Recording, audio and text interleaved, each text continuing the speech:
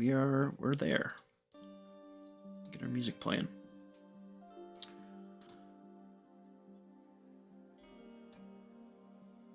We are functioning. Okay.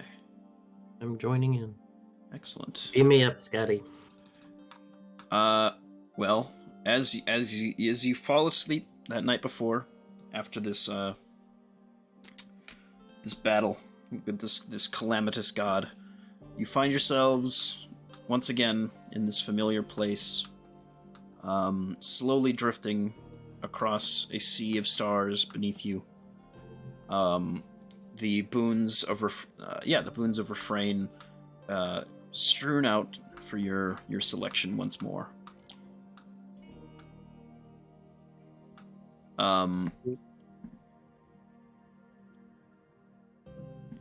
I would say that at this moment, you notice that there is one star off in the distance that now blows a bright gold. Is that where that dust was we saw last time? No. This is just kind of, it's just across the sea area. The sea of stars. Just one single light now is glimmering, and it catches your eye as you spin around. It's beautiful. I assume it's a good sign. If all these dots are stars, maybe somebody's liberated one.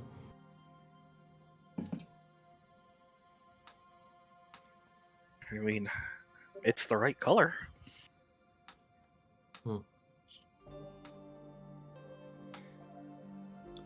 Well, you two, have y'all put any thought into which one y'all are going to take? Oh, yeah. Boom. Yeah, I figured exactly what I wanted. What's that? Same one I picked last time. Gonna go for that might again. Okay. Hoping I'm going to the right direction. Yeah, you sure are. You head straight over to the might boon. You wish to enhance this boon's power? Yes. Yes? Okay. Well, then I will make the necessary updates and grant you Might 2. Well, I guess that answers that question. When he makes up his mind, he goes right for it. What about you? Honestly, I really don't know. Jimbo kind of starts looking around, and I've been kind of thinking about it, but I'm not sure. What about you? Are you going to go with something of the light this time, or?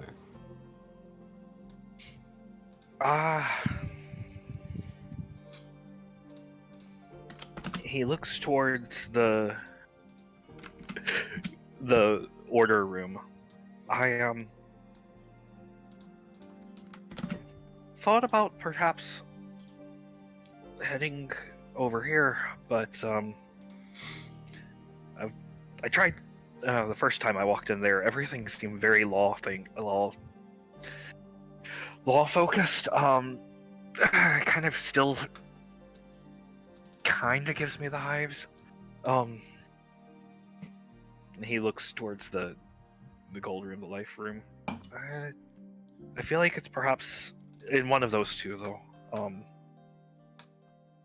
He heads over into the order room. Goes around and looks.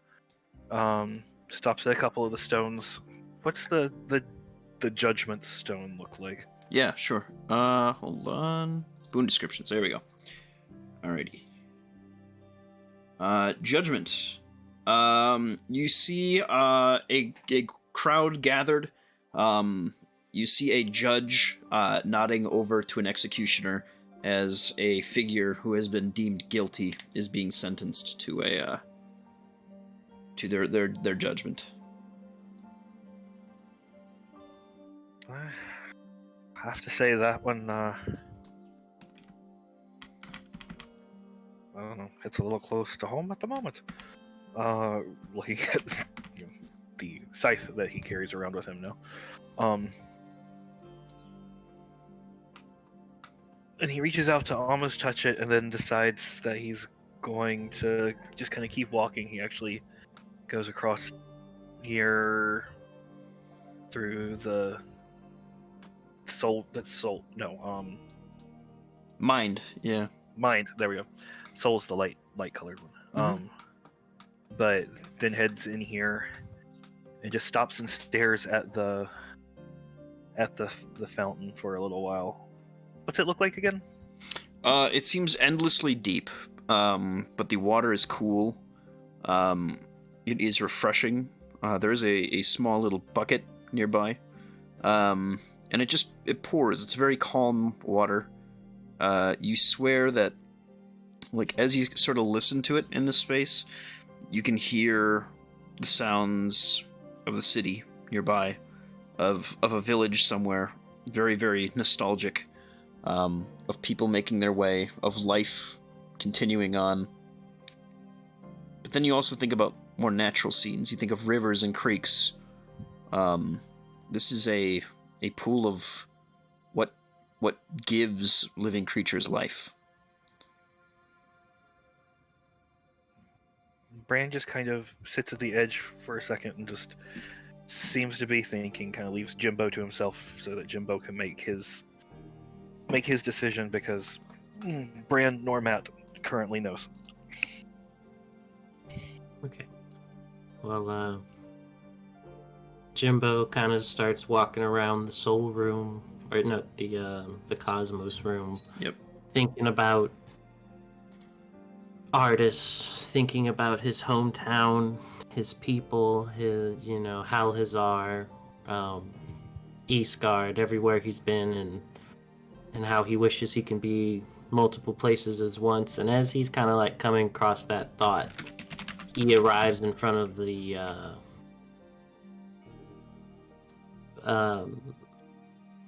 wormhole. I think that's... Yeah. Yep, wormhole. I don't know which one it is, but That would be the third one in the room clockwise. So 1, 2, 3. This one. he kind of just sees that one and touches it. You imagine yourself ripping forward a hole in reality, allowing you and yours to pass through this relatively small little sliver. You remember your original battle alongside the warden, against the different masked individuals that you later found to be the Umbral Choir, the Umbral Call, and you were offered, yes, this same font of power. The ability to rip a hole into space and step through it, through wormhole. Would you like to accept this? That's the one. All right. You are granted wormhole 1. I'll get that to you when I can. Perfect. And as Jimbo finishes that, you hear a splash. Okay. Bran has actually jumped full into the font. It feels neither warm or cold.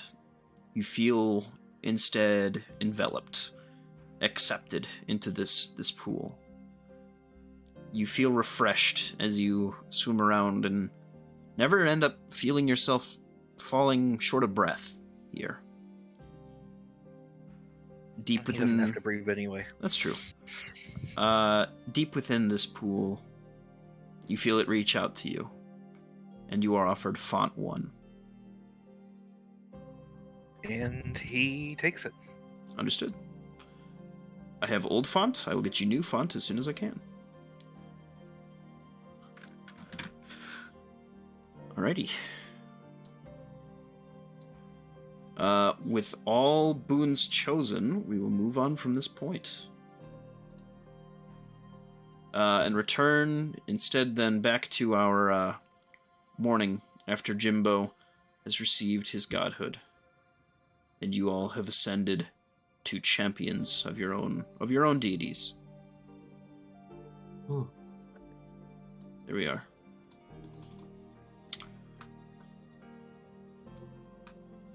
All right. What would you guys like to do?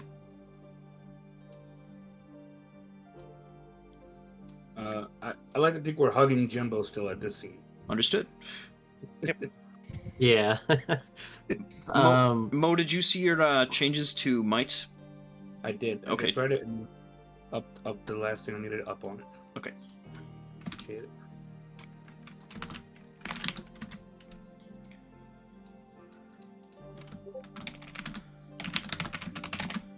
All right.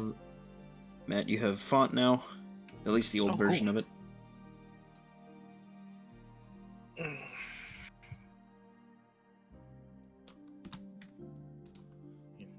Well,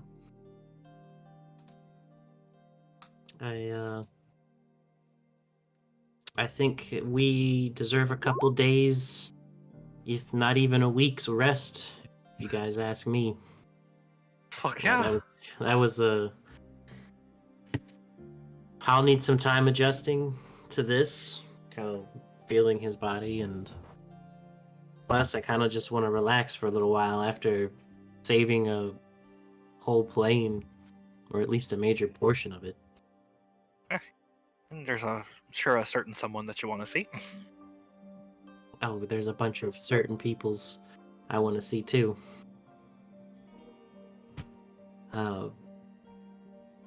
Thinking about, Jade and his family. Yeah, definitely want to go visit the family and tell them what's happened, and most importantly, Jade. I think she needs to know what's happened. I do not envy that talk. Oh no. Hi, hun. What do you think about phenomenal cosmic powers? I can really make sure that I go all night long. I don't know. I can see it potentially working out. Yeah, well, I don't even know where to begin on this one, but I have to come up with something. Brand, So- save me a bath tonight. I'm gonna definitely need some relaxation later. Well, just tell them that it's on. That I said it's good.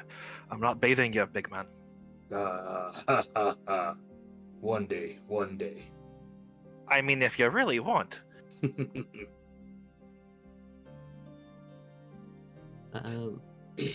Looking around, I noticed that Rocky wasn't in his room this morning. I guess I go find wherever Rocky is, and I noticed that he's actually gotten bigger. He's huge now. Oh, that's right. Out of curiosity, Mohanham tries to see through Jimbo's eyes to see what it's like looking out into the world as a god, if it changes at all. It is, I would say at this point in Jimbo's divinity, not too painful yet. But there is almost like a tingling sensation that goes on as you do so. It's almost like you're not quite like you're looking at the sun, but like you are looking at a very bright screen or something like that. But you see with intense clarity. Cool.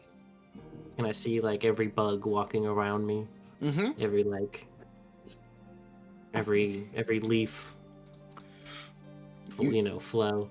You seem to notice just about everything now around you. There's not much that you don't perceive. Oh. It's like divine shrooms. A little bit. I wonder if this was like that shroom stuff that you drank all the way back in Eastgard. But I mean, if you want, I've got 2 whole jugs of it. Oh, I think I've got some adjusting to do before I try that. I mean, godly powers, Hmm. psychotropics. I don't see what could possibly go wrong.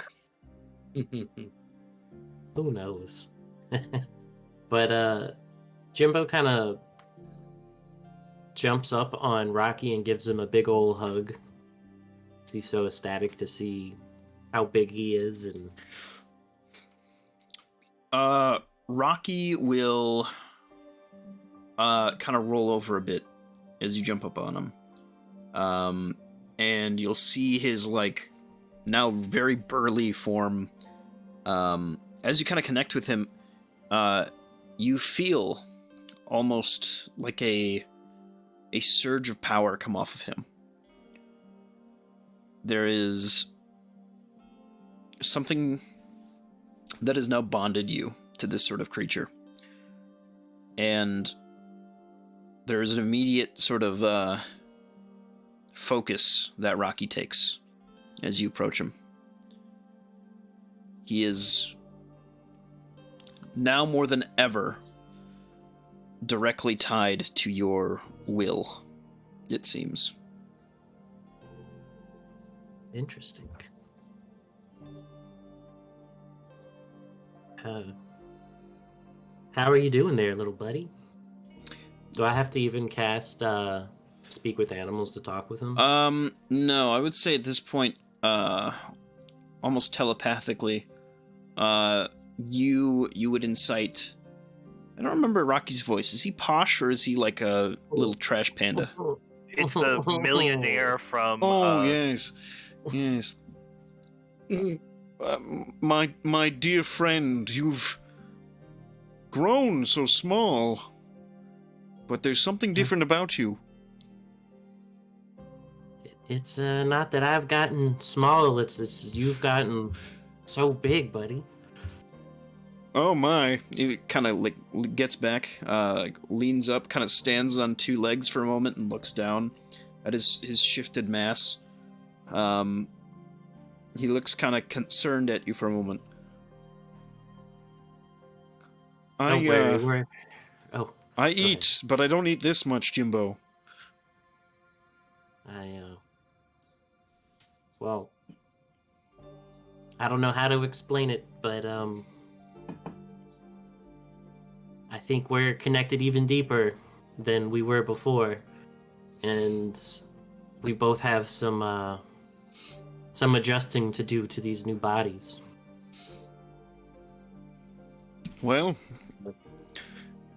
at least one of us is not going through it alone. Mm-hmm. I'm glad I've always had you, especially you, through this whole journey. What do you say we go visit the family later on today? It's been a while. Sure, but I don't know if I'll be allowed inside anymore. I don't know if my old crawling corners I'm gonna quite fit in anymore. I have an idea on something that we might be able to get you. That might be able to let you get a little bit smaller, you know, when you're just kind of walking around and wanting to be just a little raccoon again. I appreciate your wanting to help me. Well, of course. Well, you know, Brand may be my best friend, but you'll always be my bestest friend, buddy. He puts his big paw just like on your head, and he kind of like squishes you a bit, but you know he's trying to reach a hand out basically. I grab it and shake it. Good old Jimbo shake. Yep. After you, my good friend. Let's go. Alrighty. I jump on his back and I start riding him. Oh, very good. Okay. He starts skittering. Yeah.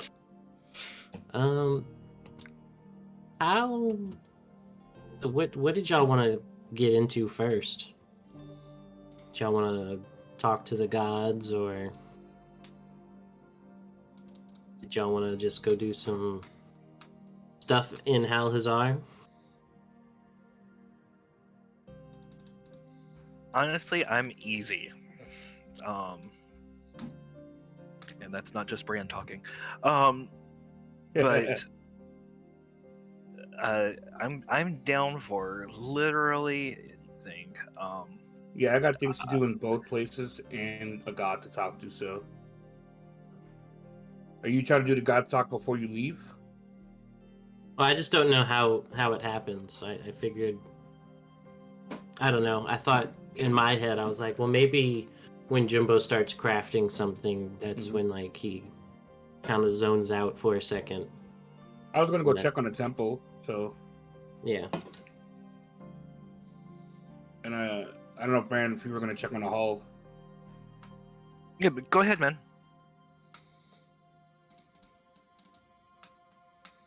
I am honestly loving all this. I'm loving all of this and watching all of it happen right now. So I am Yeah. fine, basically here with my popcorn. I have to remind myself I'm in the game. Very good. Yeah, go ahead, go meet Yeah. Coda. Yeah, Moenheim went to the temple, check on it, Okay. before he went to go check on Astra.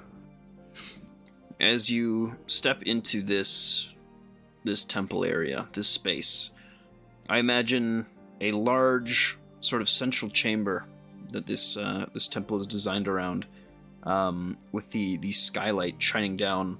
As you step in to this large central chamber, after ascending these steps that you've built, this temple that you've built, this monument to strength, he stands there. He's waiting for you. Moenheim just walks in, looks up, blinks a couple times because he can't believe what he's seeing, and then just bolsters. Lord Coda! What? How? And he just hugs him. He turns around as you shout out to him. He gives you a kind of wicked grin. He reaches down. Moenheim, you've done so much. I'm very proud of you. Oh, you saw that. Wasn't really sure if you were watching. But Are you kidding? You think I would notice where my favorite hammer went without keeping tabs on who was holding it? Oh, this old thing. Pulls it out, shows the work that Jimbo did to make it change a different color than what he's used to. Aye, lad, that's yours now. Oh, And you've made it your own. As a warrior, be very, very proud of what you've accomplished. But, his face kind of slackens. There's still much to do. And I need you at my side.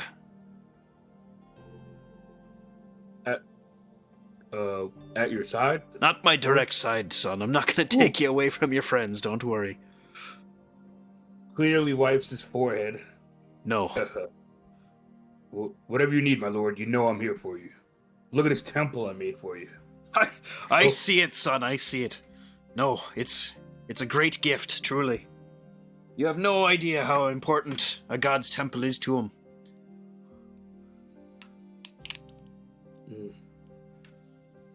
Now,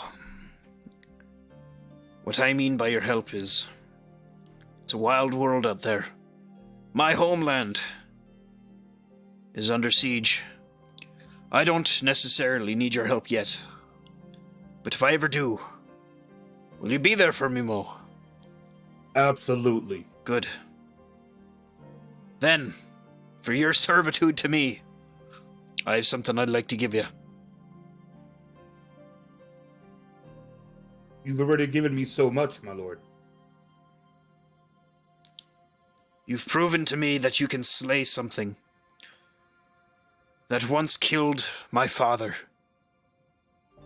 That is a feat that you should be regaled all across the world for, all across the worlds for.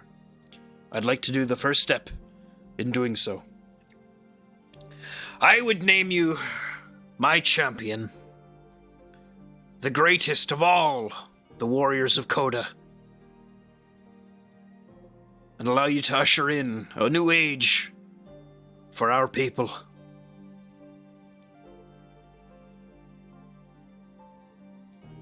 What do you say, boy? Are you with me?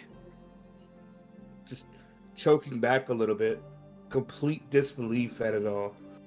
Just, yes, my lord. For now and for always, I am at your side. He looks on. Our people are often divided, Mo. Our differences are often points of contention. But together, the giants, you Goliaths, we're all masters of our own worlds that we live in. I would grant you some plate made by myself and a good friend of mine, forged just for you, to protect you, to bring in this new age, where giants walk across the lands, side by side, clan by clan,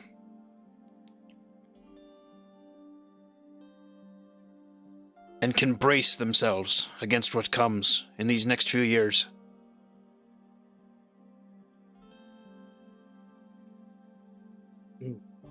I bestow upon you this. Make it your own. As you've made that hammer, as you've made that amulet yours. Never forget where you came from, boy.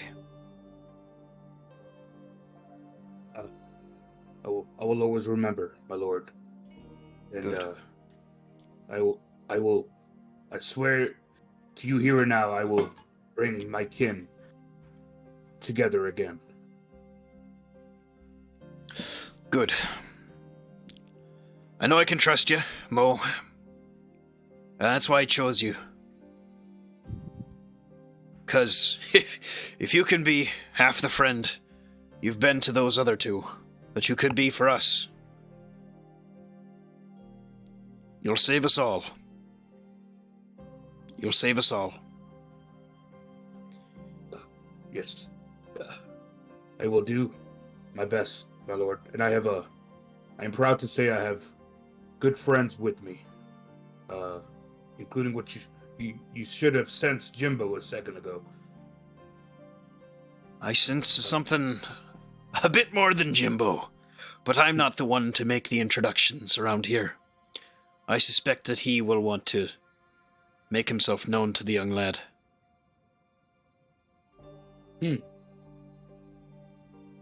Interesting. Another. I'll find this person. This person you speak of, but my lord, words could not express my gratitude for all you have bestowed upon me. I only pray that I could live up to your expectations. My expectations are one thing, but I must ask you now, in this temple that you've built for me, this hall, what are your ambitions for this world, Mo? What do you dream for of this place that you found yourself on, so far from home? I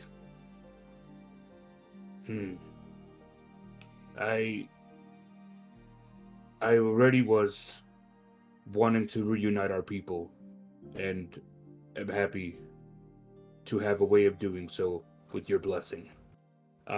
With this new world, I will spread the word and strength of Coda, and use this as a pivot to go further outwards and fight all that oppose the gods. Hopefully, one day with an army of giants and Goliaths at my side. Very good, very good. Warriors of all ilk are welcome to Undercoda. I would make this place hallowed ground.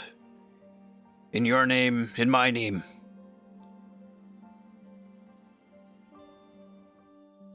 And he makes a statue with his hand. He forms the earth and creates a pedestal near himself of his champion, Moenheim. He stares ever onward, as does this statue of a god, this altar. Coda puts his hand on your shoulder, gives you a smile. All right, my champion. Any other final words for your father, Father God?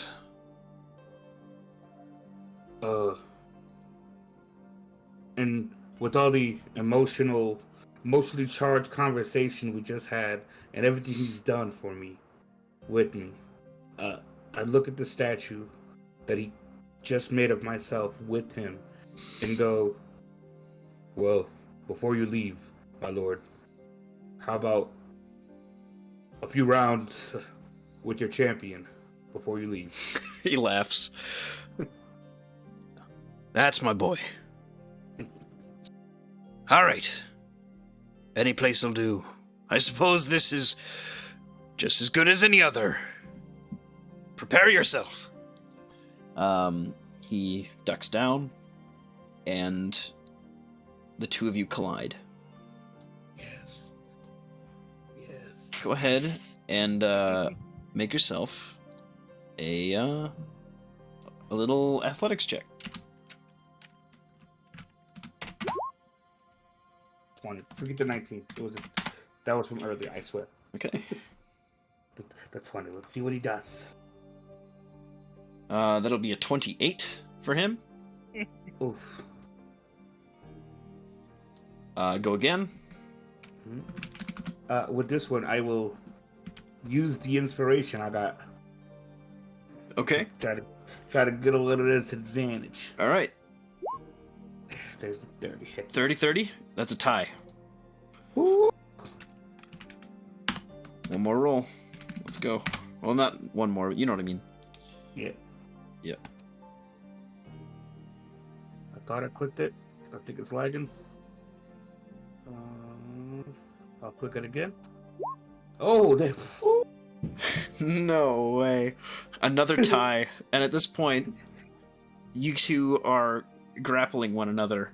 And he's just laughing uncontrollably. Go ahead and another roll, please.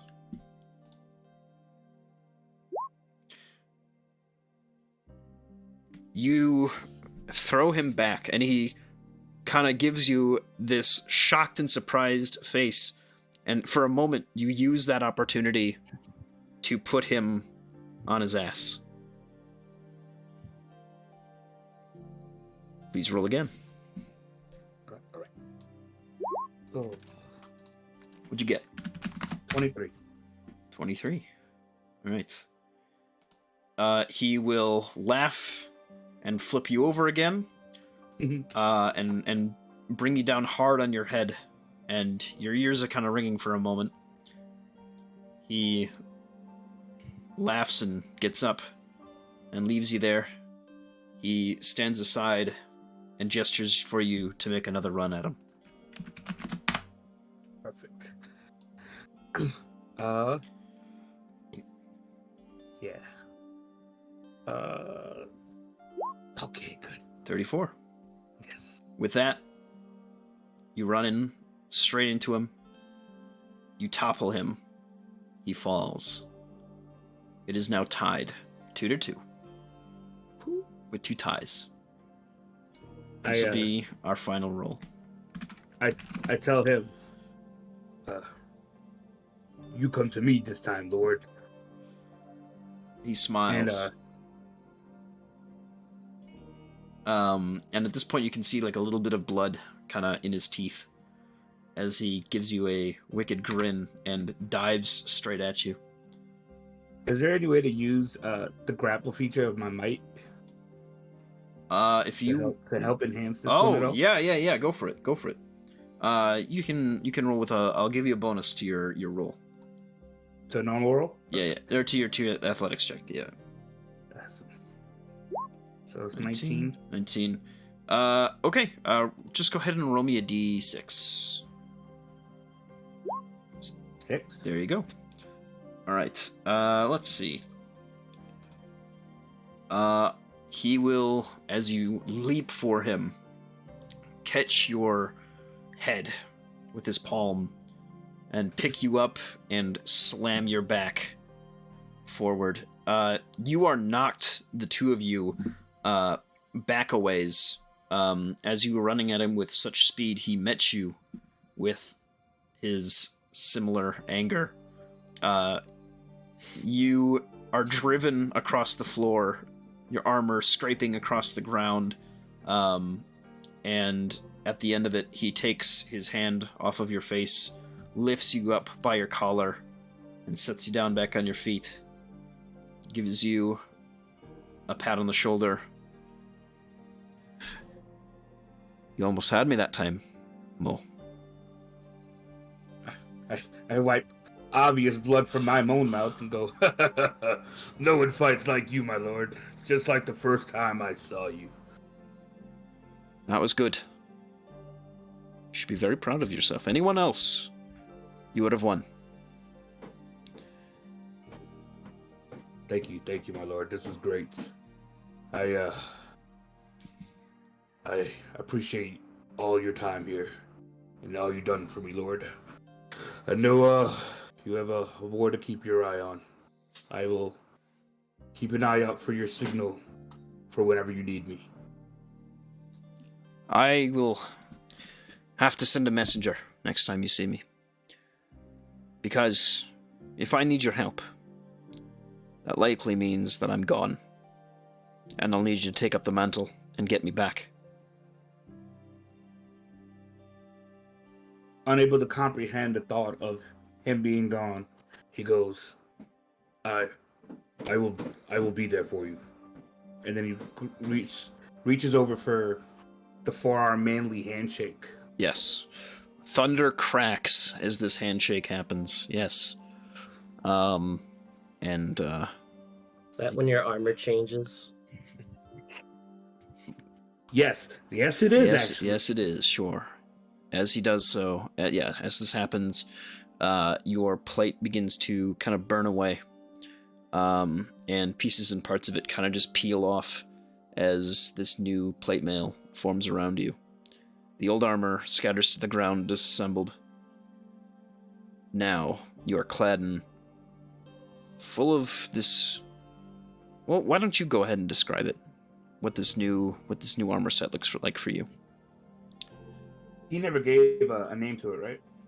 You can give a name. This is yours, he said. Now I gotta remember. Gentlemen, help me if you remember what I stated earlier. For the name for this. Did you give me a name? Yeah, I don't remember a name. You guys are killing me. It was such a good name. I don't know.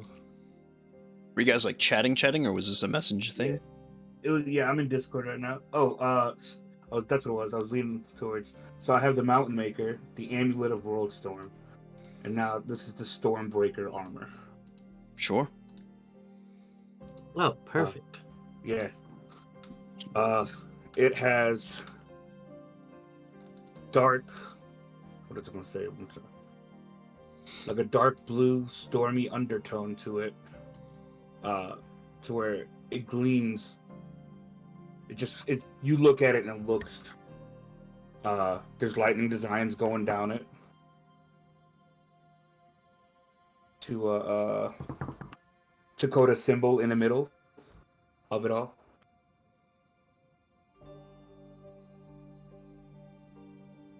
Can't describe it any better than that. I see it, but I can't describe it better. Visualize it. Understood. Yeah.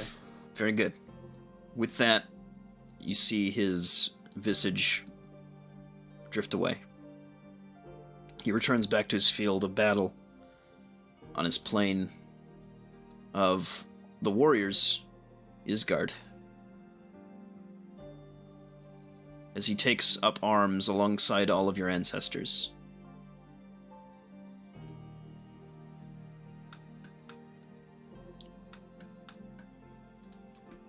Once he's gone, I just collapse on the floor, drained of everything that happened, physically and emotionally.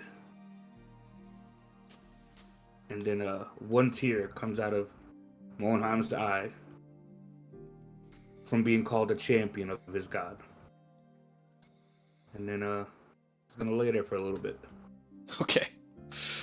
get himself back together before he meets up with everybody else. Understood. Would like to go next. Whew.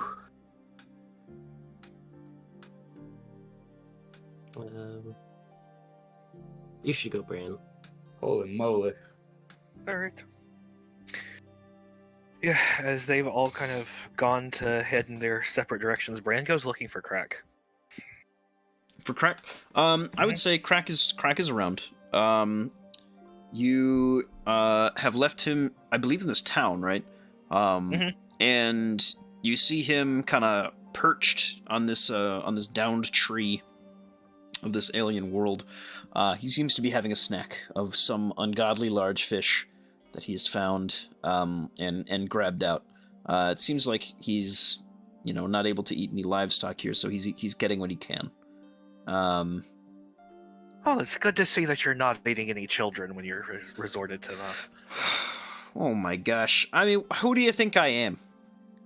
It's a joke! Once I Alright. can talk to you and I realize that you don't, I mean, honestly, you'd think for a sarcastic bird, you'd have a bit more of a sense of humor. He looks at you. If a bird could smile, he does. I like it, but it's a little bit creepy there. Yeah, I know.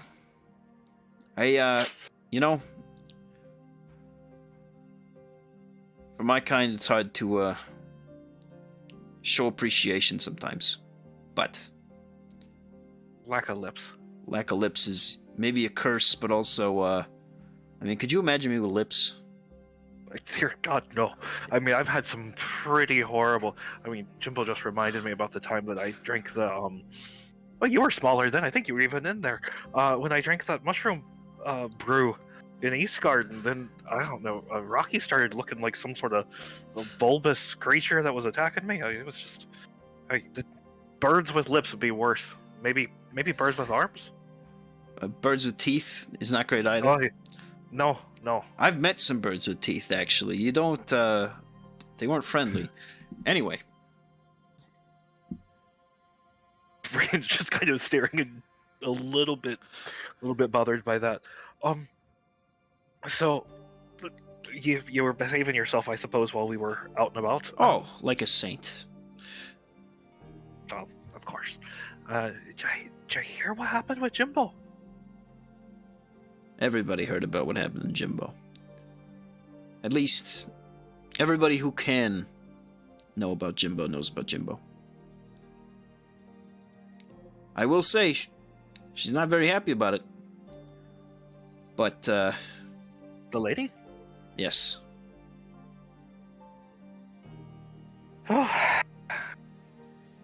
Bran looks past Crack into one of Crack's eyes.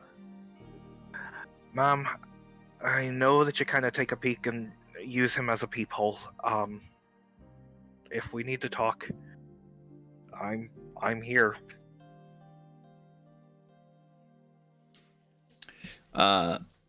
You feel, for a moment, almost a hand on your shoulder. Like a squeeze for a moment. Right. All right. So, yeah, you wanna go have a chat? She kind of just wants to know what's going on. I wasn't there for the whole thing. Happy to. Are we heading to the halls? Am I climbing on you? Like what? Well, she works in mysterious ways. Let's take a walk. And with that, he will gesture for you to clamber on, so you can travel via him. And Yeah. Brian slips on. You slip on. You return. Do I have this map still? God, I hope so. Yes, I do. Thank goodness. You travel through towns, through the different cities, through the different avenues that you need to take, passing by all these Aelinorian lands, until you eventually come to this to the city of Yith Serenay. Old Jimbo. Old Jimbo, rest in peace. How the fuck did you? No better than to ask questions of otherworldly giant birds. You take the normal avenues. He doesn't teleport or anything like that. Oh, so we would have like gone through the tower and then. Yep. All right. Is there anything you wanted to say to Krakus on this journey? I mean, he's probably just some small talk. The whole kind of like I was sure we were going to die situation. But and probably as they get closer, a bit more of that. So, exactly how pissed off is she? It's it ain't like that. It ain't like that. It's a tricky thing welcoming, somebody into this sort of business that she's in. Somebody who's maybe not as well known as some of the others she's known from time to time. She's not a very trusting person when it comes to those types, you see. Well, perhaps I can. I don't know. Perhaps I can do something to help. Well, at least it's a bad thing to have a pissed off goddess of death at you. So at least if she's not in a smiting kind of mood, then No, not at all. Not at all. weird. She's got an idea. She's got an idea. All right. Any tips? I don't know if I've ever been around her in such a situation. Anything on how to handle her? Use your manners. You're pretty good at it. She doesn't mind talking to you, so you're already off on the right foot in this little race, I would say. All right. Well, I don't know. Send me some good thoughts. I mean, I don't necessarily know how this works on your end, but I'll take any kind of support you can give, birdie boy. I'll be beside you the whole time. I guess they head into the library. Yeah, you fly in through the large balconies. Other ravens you see, time from time to time, do a similar trick, have some conversations with these guards. It seems like the battle here has slowed quite a bit. Your efforts here back in the day allowed them to press out a little bit. There's now a countryside surrounding this town. You see a few of these jagged hills and windy, sort of wind-blown landscapes with a few dead trees here and there, but it's land, nonetheless. This island nation that kind of existed across a void of its own, a floating isle, is now a bit more. It's almost a countryside. You fly Rhea would in. have probably gotten Crack to buzz the buildings that he's got here that are part of the Twilight Road. Yep. Everything seems okay. Everything seems pretty good. A few people would have waved at you and things like that as you do so. Would have spotted you. Elven eyes and such. You fly in. You take a seat, and there she is, standing there, watching the different souls. These little lights glimmer into the well at the center, and then disperse across the different planes. One zooms past Bran. He always has to fight the urge, and he kind of gives partially into it to kind of, almost as it zooms past, kind of like reach out and almost try to touch it, but figures that's probably not a great thing to do, so it kind of like pulls back at the last second, and then sees the lady, and walks within a respectful distance and drops to a knee. I heard you wish to speak to me, ma'am. I know that you've been through quite a lot these last few weeks. Your whole life has turned and changed in ways that you may not have ever imagined. I want to thank you, Bran. Bran stands up, and kind of grins. I'll be honest, I thought that there would be a part of me that would be zooming past here into the big bowl of flame more than once, but my pleasure to do the service. Good. She has a kind of softly serious face. She looks towards you. You have been a good friend of mine on a world that I cannot tread on. I want you to know that your help, the adoration that my other followers have for you,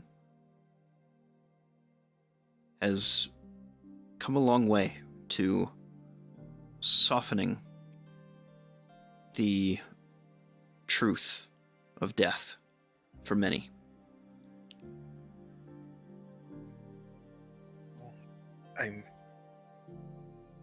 I'm honored.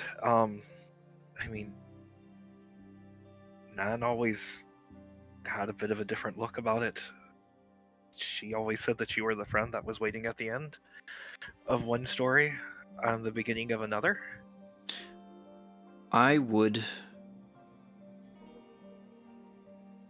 ask you to consider becoming such a friend as it's been described. I have never been a loving person. At times I'm not even a person. But with your character and with your strength and with your devotion to me, I could not think of a better person for the role.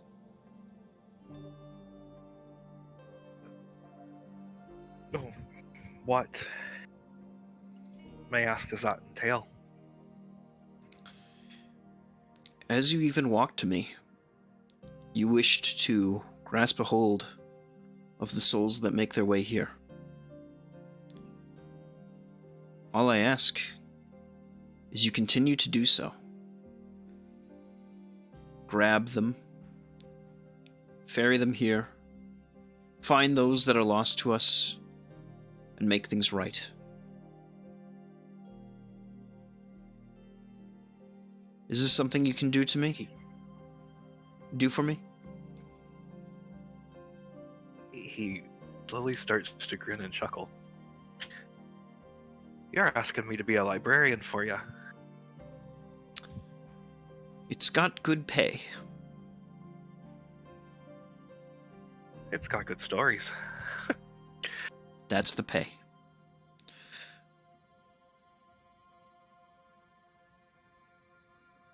And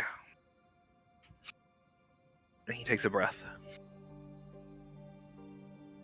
Permission to speak freely, Mum. Yes, of course.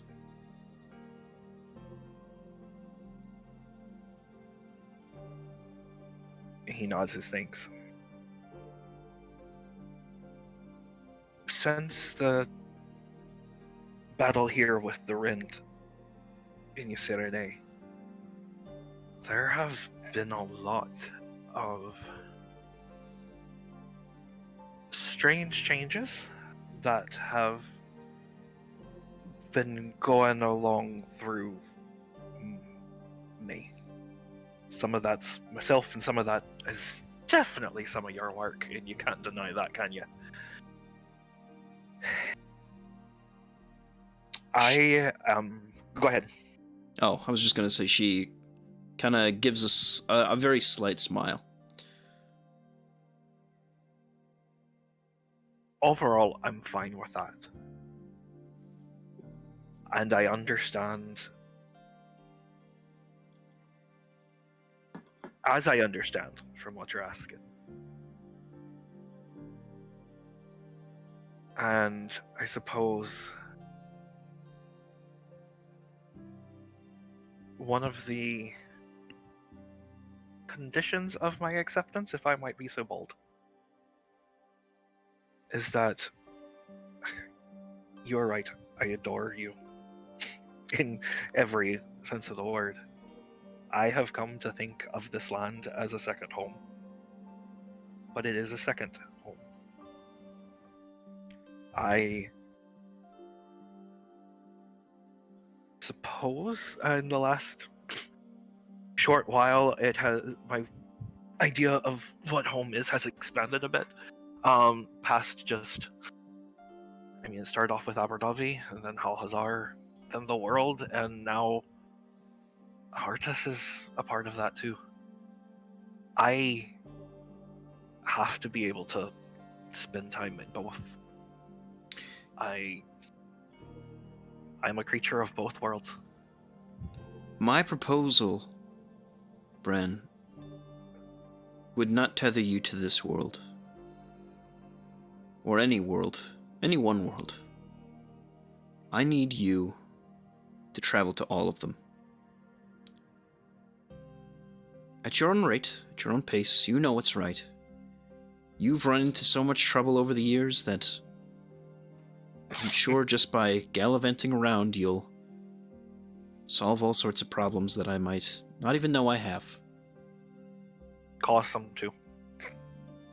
I'm counting on that. No. I couldn't possibly keep you cooped up here. As much as I might want to. Your home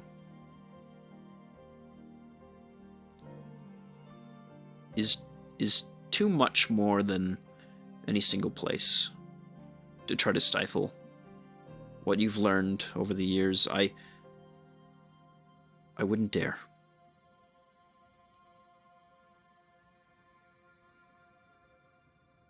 His grin gets a little bit wider.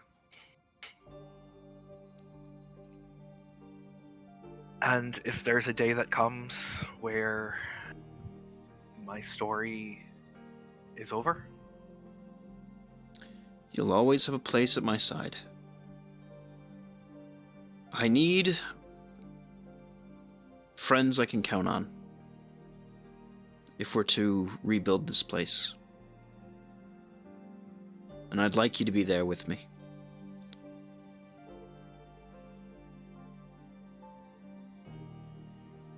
and if I happen to collect other people of my own, Then in time I hope that they'll be happy to be by my side as well.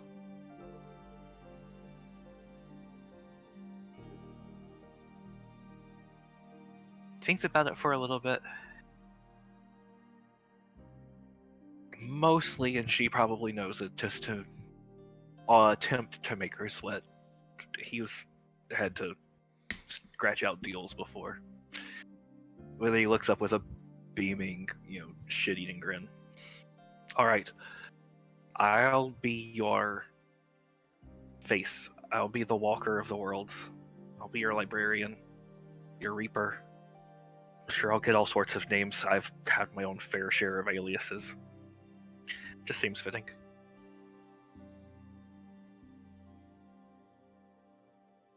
Good.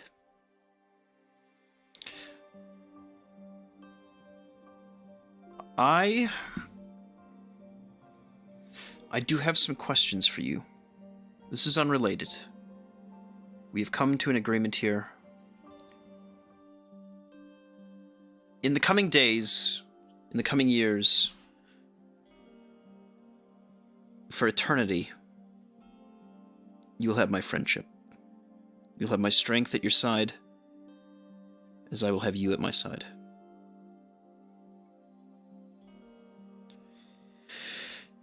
In the meantime, I do need to know one thing.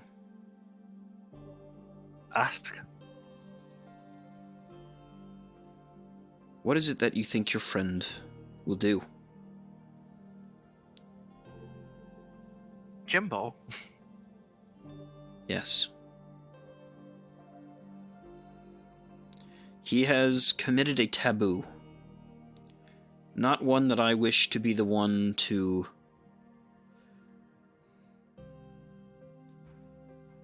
side against. I would not punish him for the decisions that he's done. There is somebody else who has set him on this journey. And they have been punished enough. The moment he took form, it was like a new light entered the room. Many of us are very happy to have him. It's a good word to describe him. Is that what you think of him? He's the brother I don't have, but he's been the one to push me to grow. He's been one to, when I've been caught up in and of myself, he's pushed me to look out from that, to think of myself as something better, to work towards that. It's in his nature. It's the only thing that he can do, I think. I honestly believe that you have a beacon in that little godling. Good. Who's now over a foot taller than me, I'm sure. Very good. Then, as his brother, consider being there to guide his path. If I could, I would give you power myself, but I've done quite a bit of that. You are building a gathering alongside you.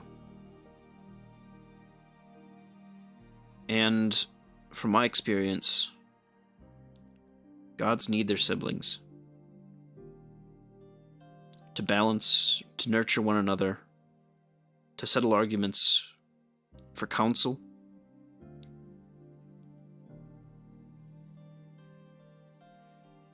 Take it all with a grain of salt.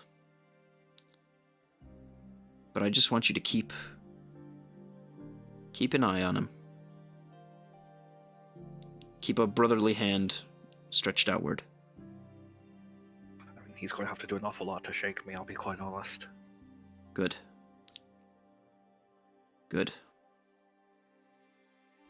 I mean, to be quite honest, ma'am, you'll always have my loyalty and my devotion. But if he had been a god for a bit longer and I was a bit younger, possibly be a toss-up between the two of you. Then that means he's doing something right already. At least as far as the court would be concerned. I'm sure they'll have many things to say to him next time he sees him, so prep him for that. I've been seeing visions. Io is stirring. Soon you'll wake. And the world will never be the same again. What? In a good way? In a bad way? In just a different way? I don't know. I don't know. But you knew Io before, I? I knew of Io. They are a young soul. Asgarath I knew well. this more cosmic force I could not begin to comprehend. I've tried. Many have tried. We will see. But I will say, maybe a fellow like him is the exact sort of fellow that we should have looking over this fledgling god, as his kingdom welcomes him to his new youth. I mean, you could definitely do worse. Does that mean there's a court of? Is it still? If there's IO, does It's that like mean that there's a it's court like of 21, it's 20 like and a half? 24, and if you consider the business that, well, we won't go into that just yet. Oh, don't do that. Be watchful. I am hopeful, though. So far, things are going quite well for this little war of ours. If the court has to be maybe less concise than 20, that's fine. Jimbo doesn't have a seat there yet. It'll be a few years until he does. But enough about him. Tell me, is there anything you need from me? I mean, I've signed up for a job that I have honestly no idea exactly what's involved here. I mean, I'll be honest, it's a very vague job description, not sure really where to start or exactly how to carry out the office. Any guidance, first tasks? I don't know. Uniforms. I realize there's not really a retirement plan. We have the best retirement plan. She looks around. As far as first assignments go, we have concerns that there are certain souls that are never given the opportunity to pass on. He blinks. What do you mean? Like captured in soul gems?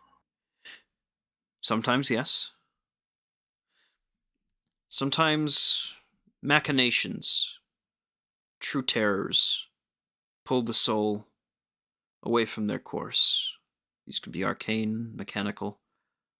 I've seen all sorts of their ilk over the years. I'll let you know if we find any dark spots on the horizon. Or if perhaps somebody's getting a little bit too overzealous with their acquiring of these soul pieces, as you mentioned. But no, you're right. In your world, it is hard to see souls, isn't it? Maybe I should fix that for you. Any help would honestly be appreciated. She leans down. She approaches you, kind of slowly, reaches down, and upon your head,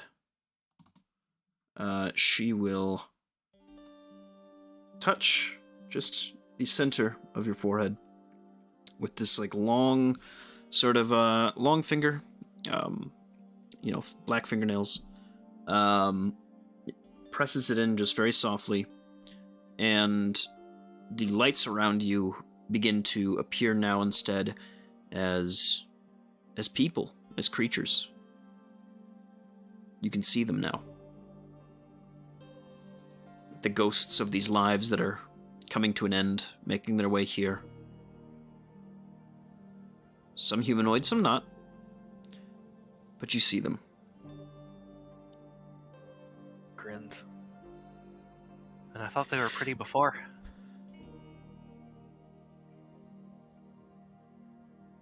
In time, you'll see more.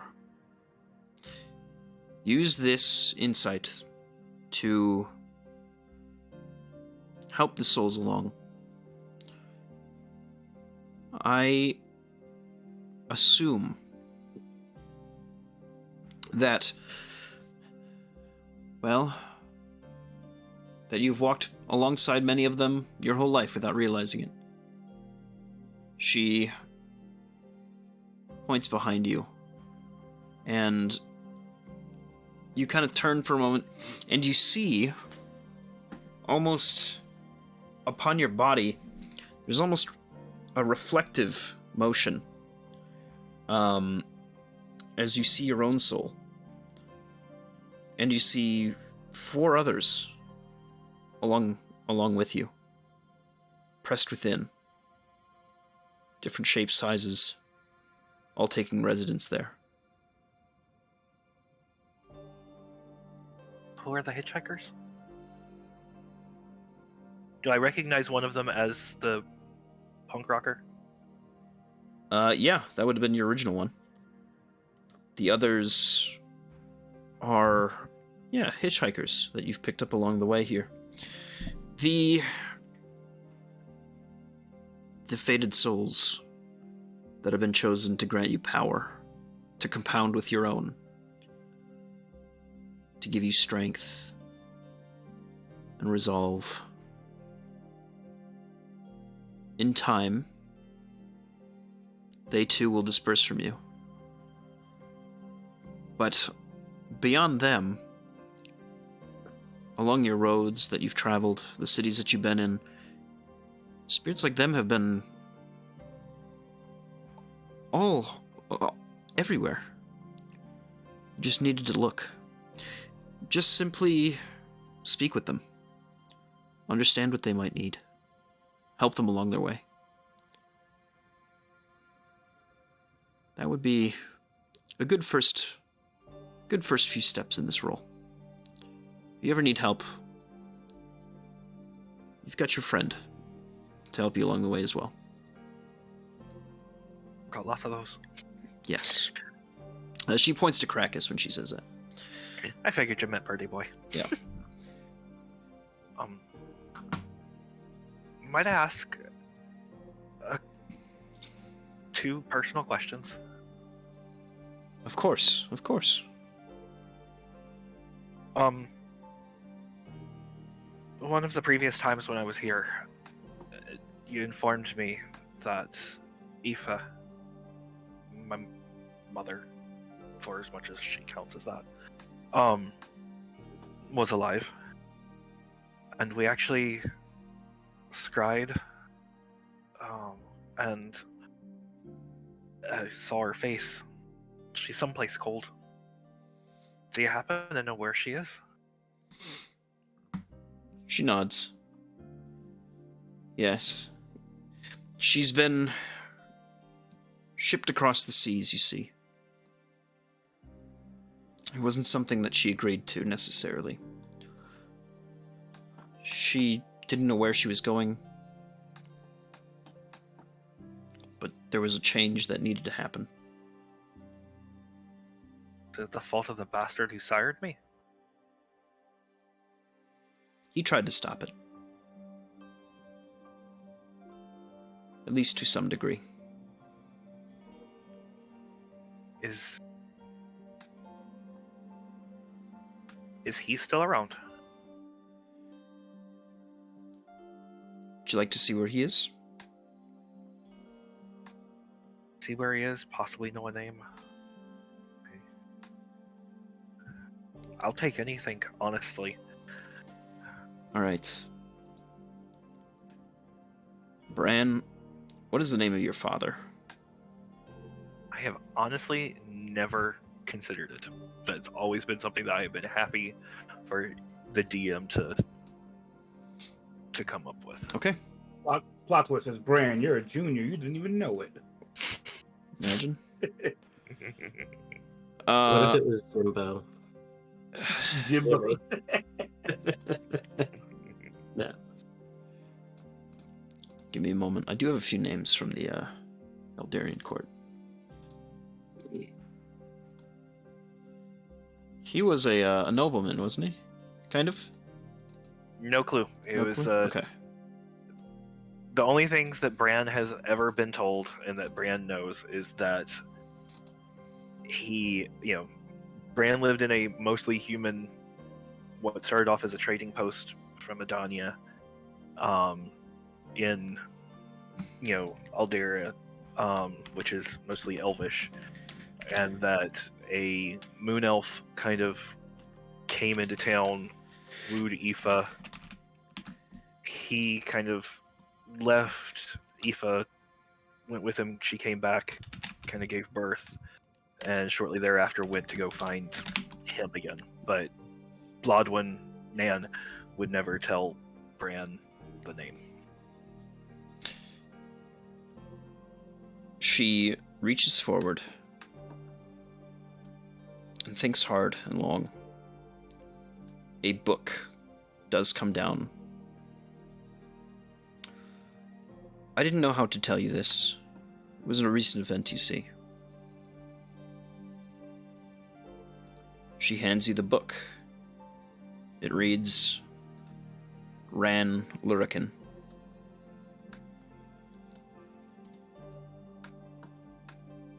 The book of your father and his demise. Might I read it? Be my guest. I'll reach out, and as he's figured out, it's more just reaching out and touching with intent than anything. So. Yeah. You see this story of a young elvish lad raised in sort of a tricky time in Eldaria as they vie for their identity. They come in contact with humans. You see him as a young lad trying to figure out why these soldiers are pushing these new travelers away, and you see fires in the night, plumes of smoke far off in the distance in your teen years, or in his teen years. He looks kind of very, very perturbed. But as the years pass, he grows to a different sort of man. He ends up becoming something of a scholar, a bookkeeper of sorts for these different higher families. He ends up traveling across Eldaria in his sort of mock esteem. And he loses it all. Pennies are what he lives by all of a sudden. He seems confused. He comes upon, in his sort of near squalor, dressed in nice clothing, but it's far too weathered now, after so much time on the road, to the town of Aberdovey, where he finds something that he never had in Eldaria. He actually makes friends with these people that live here. He sees others of his kind, and he's either met with ridicule or understanding. Then the ridicule begins to turn into a forefront thought of his mind. He meets your mother. They talk for hours each day.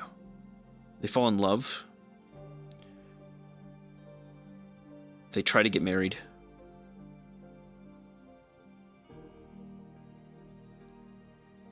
And in time, over the hill, you see, clad in jade, warriors, as Aberdovey is raided, ripped to shreds.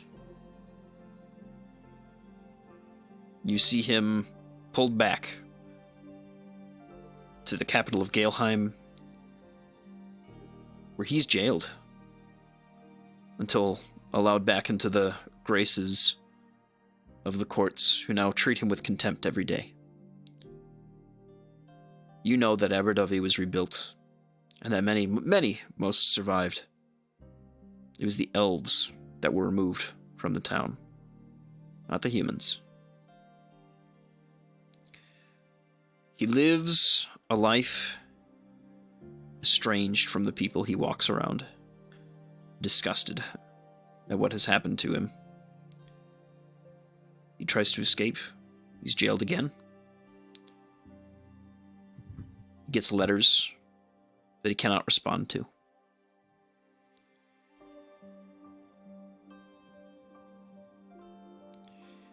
Years pass, and his skin, as kind of grayish as it was, begins to sallow. You see the face of your father grow miserable. He walks off one day into the forest. He does not return.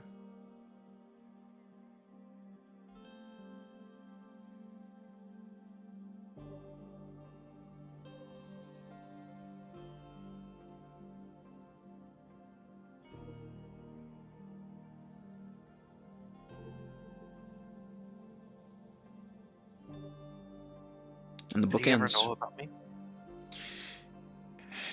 You never... I would say that there was one letter long ago that indicated to him that you were out there. And that filled him with such despair.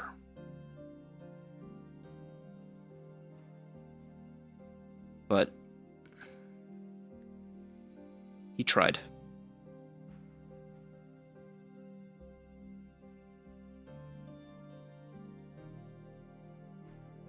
It's so different than the stories that I came up with in my head. Nan wouldn't talk about him at all.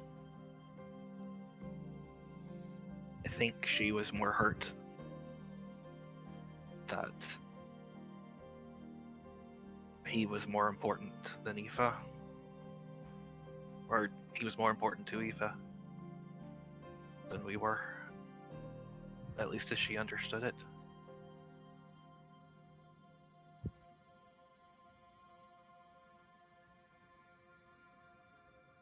But at least I know now. Ron? You said Ran, yes.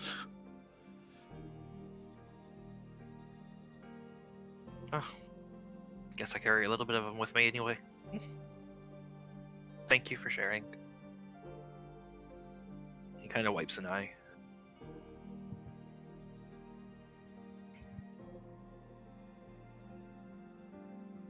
Is there any hint of where I might be able to find Aoife?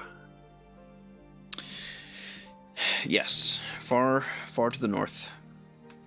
There is a land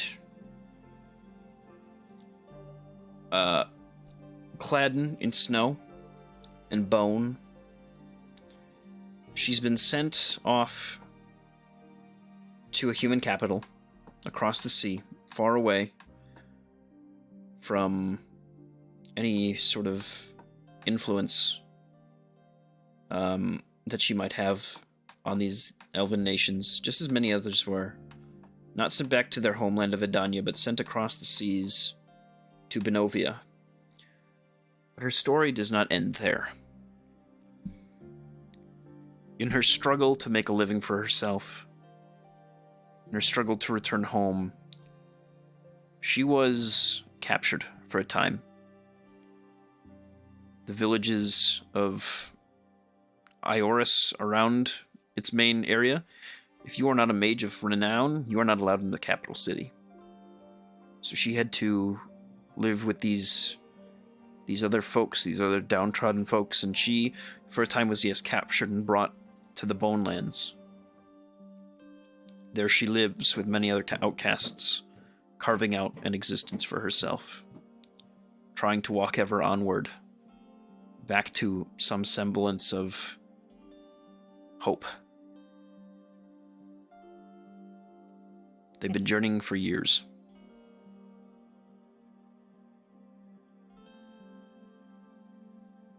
And if I happen to, in the execution of my duties wander in that direction, that would be all right. Please do, she says. Great. Thank you, ma'am. She nods. If it's any consolation, he did get here.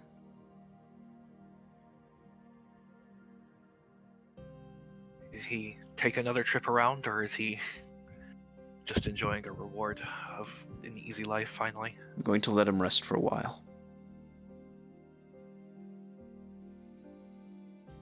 Maybe I'll bump into him someday.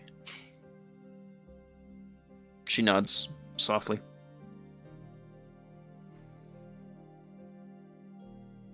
So, what can this librarian do for you, ma'am?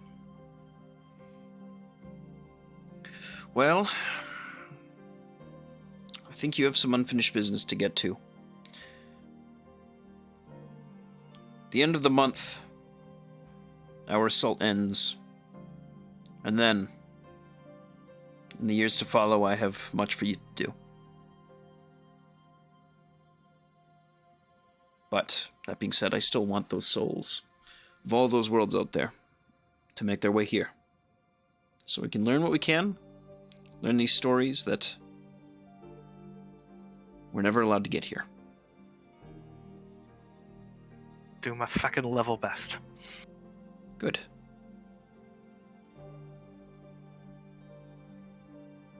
Good. Whenever you're free, whenever you're ready, you may take your leave. If you have any more questions, by all means. I myself am taking a moment to rest. That last scrap we were in was quite a bit. I haven't been tired in quite some time. Perhaps some good tea? It's a good idea. She goes back, gets a kettle, and takes you to her sort of tea chamber. This sort of dark room, a few books here and there.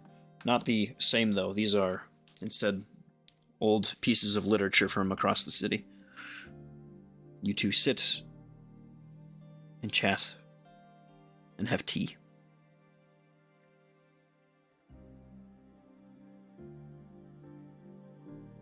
Good stuff. Anything else, Matt? I think this is a good visit. I'd have to agree.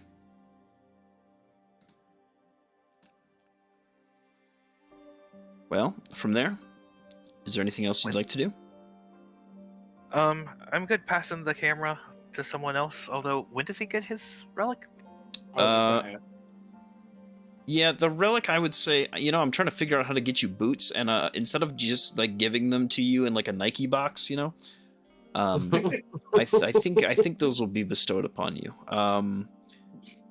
As part of your station, one of the watchers, the lords of the different, north, south, east, west. I think that Severito will bestow upon you both a greater rank amongst the city, and also grant you these boots that have been custom made so that you can perform your duties better and represent her upon the material plane.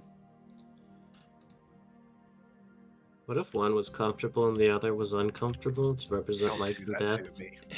Don't do that. Life and death. One's got a rock that's like been sewn into the fabric of the boot. Yep. That sucks. All right. We will pass on to Jimmy Jim. Jimmy.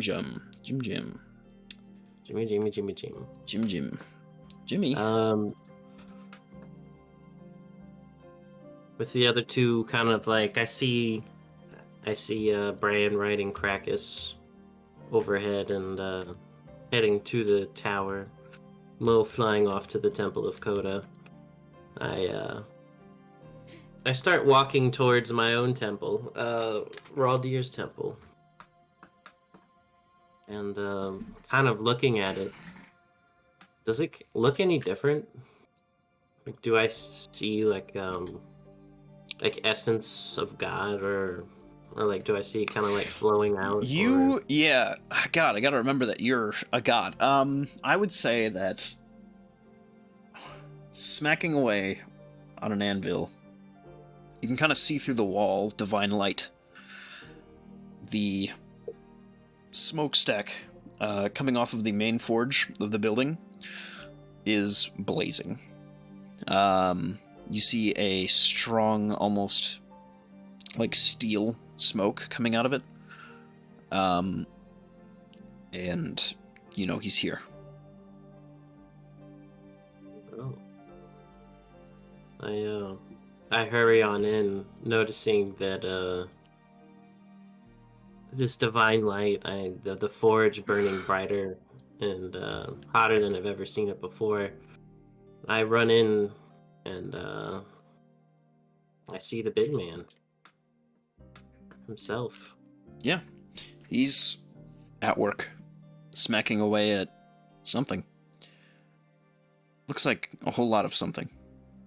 You see, kind of strewn to his side, all different sorts of tools and implements. Wordlessly, he toils away as you kind of walk up to him. Knowing that it's rude and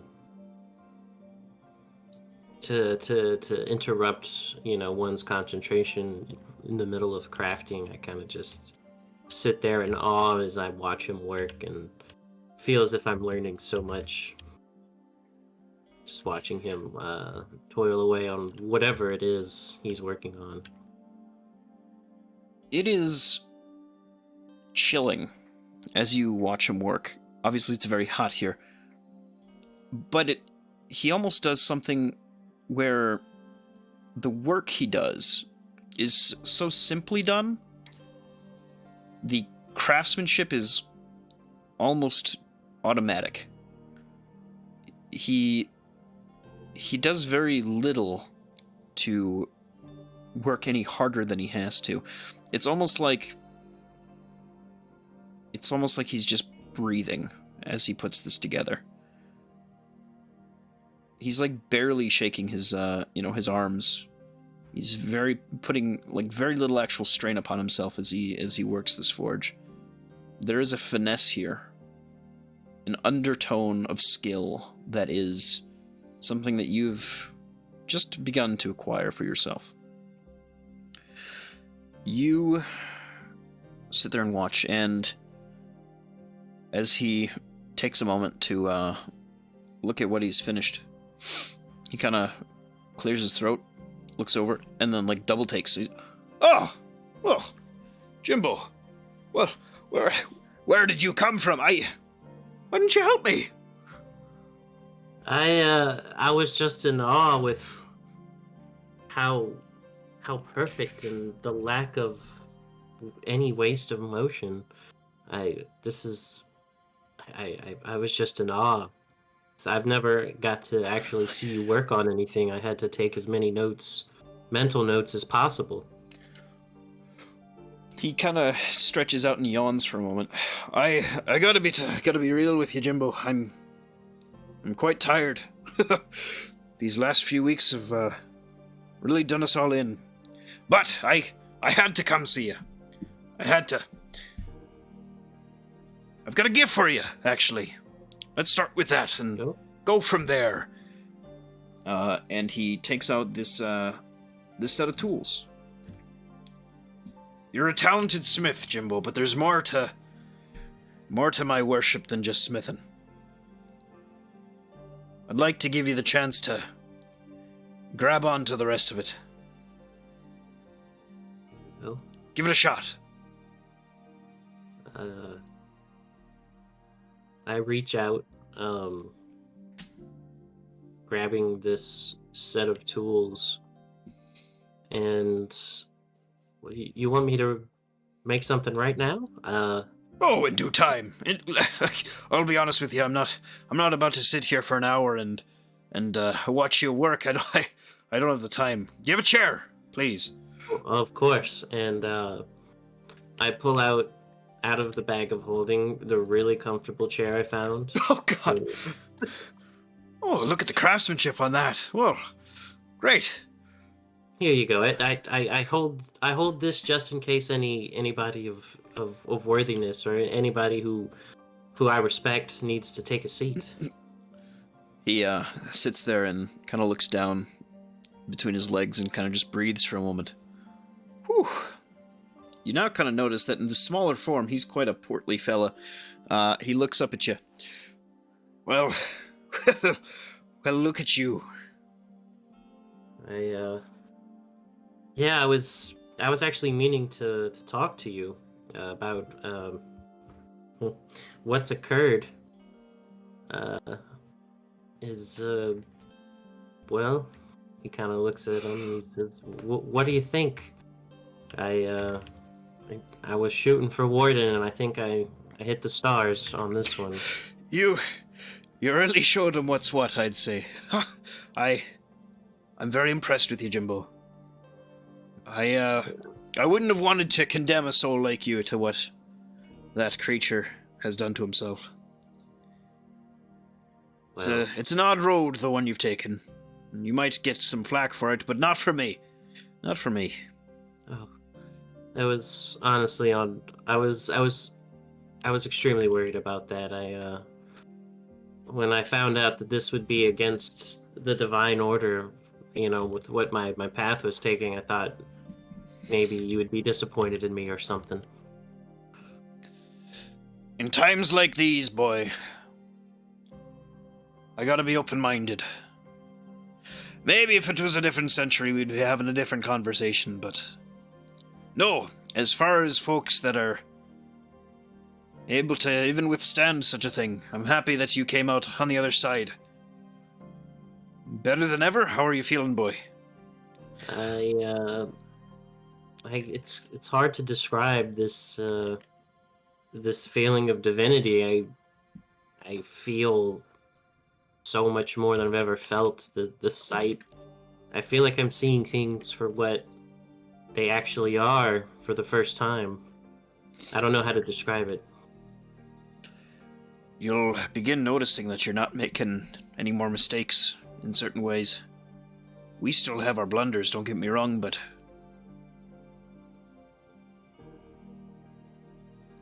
You'll see in time that things will start coming together a little bit more nicely for you. Have you figured out where you're heading with this? I'd be happy to host you on my mountain, but... Well... That's up to you, lad. Kind of looking through a little skylight that was built in to the temple, looking out at the stars. I think I want to go to the place that connects all of the places. I want to be able to go anywhere and be anywhere with ease. I want to go to where I think Asgarath came from, or Io itself. I want to be there where I can go to any plane and help them. It's a noble cause, Jimbo. I like that. It's not too far away from home now, is it? Great. No. Well, then you're off to Sigil, then. The city adores. Yeah. Understood. And I still plan on... Worship feels like the wrong word. I still plan to devote at least part of myself to the work of craftsmanship, if not in my name, in your name. I look forward to seeing what friends we grow to become, Jimbo. Mm-hmm. You got a friend in me. Now you just gotta convince the rest that you're on our side in things. I figured not everybody would be ecstatic with this development, but You'd be surprised what fans you end up actually having. That Tenteus fellow was really rooting for you there. I was hoping. I'm trying to do what he asked and bec- become that something of what of a king. And I think you know, once again, went a little bit too far. You'll be a good king, Jimbo. Just don't get ahead of yourself, right? Well, of course. Remember that little swamp that you came out of. Well, that's what I always, I always think of home. I try to think of the simple beginnings and trying to keep it simple. Same as how you were forging, how you were the lack of. It felt like you were almost breathing. That's kind of where I want to be. I want to. I guess bring it. I don't know. I don't know what I'm trying to say. I'm kind of just in awe of you being here. Really, this whole situation. It's all right. It's all right, Jim. It's all right. Well, I tell you what. If I ever need a favor from you, right? I know where to go. If you ever need a favor from me, just ask. Sure. Now that you're, I was thinking of making you my right-hand man, but I think you're a bit more than that. It's a great offer, but I hate to say that would almost be a disservice to the universe. I think you're right. Well, all right. But I do actually have one favor before you go. There's this, and he takes this ring off. There's this woman that's always caught my eye. You can call her a muse. You could call her my heart. If you could craft a ring that I could propose to her with, I don't think there's any favor, anything else you could ever do for me. I would be more happy. That would make me more happy. He looks at you. His jaw drops a little bit. And he gives you a big smile. You can see it just barely under his beard, but it's there. His eyes begin to kind of glisten. You can see almost a tear. Sometimes I get I get offers like these, and I couldn't possibly say no. Let me see what you got in mind. Let's work together on this one, Jimbo. There would be nothing that would make me happier. And he pulls out a little scroll that has the designs he was thinking about. Okay. And they kind of just, I guess, start forging together. Yeah. Are you forging with Barry's hammer? I was gonna try out this new set. Using his set. Okay, understood. You take one of the tools of this kit. It's perfect. You hold it in hand. It feels flawless. It's like you're holding a hammer for the first time. And you begin to strike. Steel, gold, put it together. You create this ring. He chaperones the process, of course, kind of showing you. For a moment, he kind of raises his finger so he can rip some of the magic apart and sinew it back together again, graft it together, almost like welding metal. He gives you a wink as you take the last steps to creating this ring.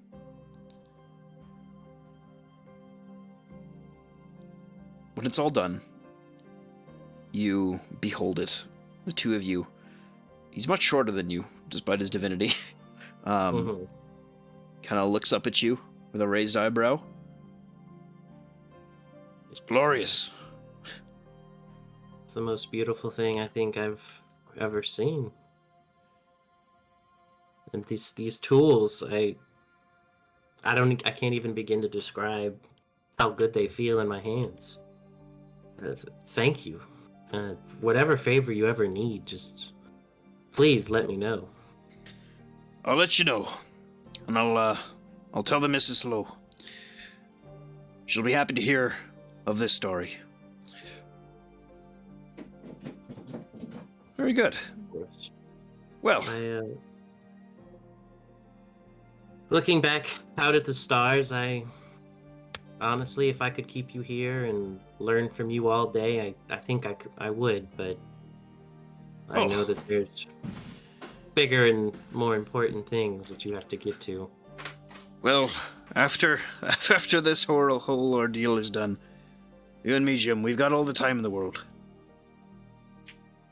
Yeah, I can't wait.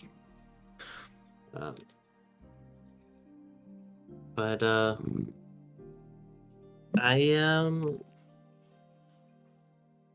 is there anything I could do for you now? Please ask. Just keep thinking of me, boy. This world of yours is something. Little artist. Yeah, this little thing over here. It's cute. What are you planning on doing with it?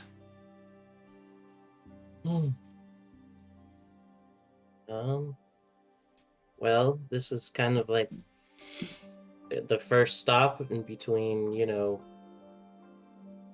the rest of space and our little home planet. I was thinking of making this some sort of bastion, sort of a wall before the I guess to make this into the city walls if Aelinor was the city. He You understand what I'm saying? He nods. I think something's afoot there, boy. Come.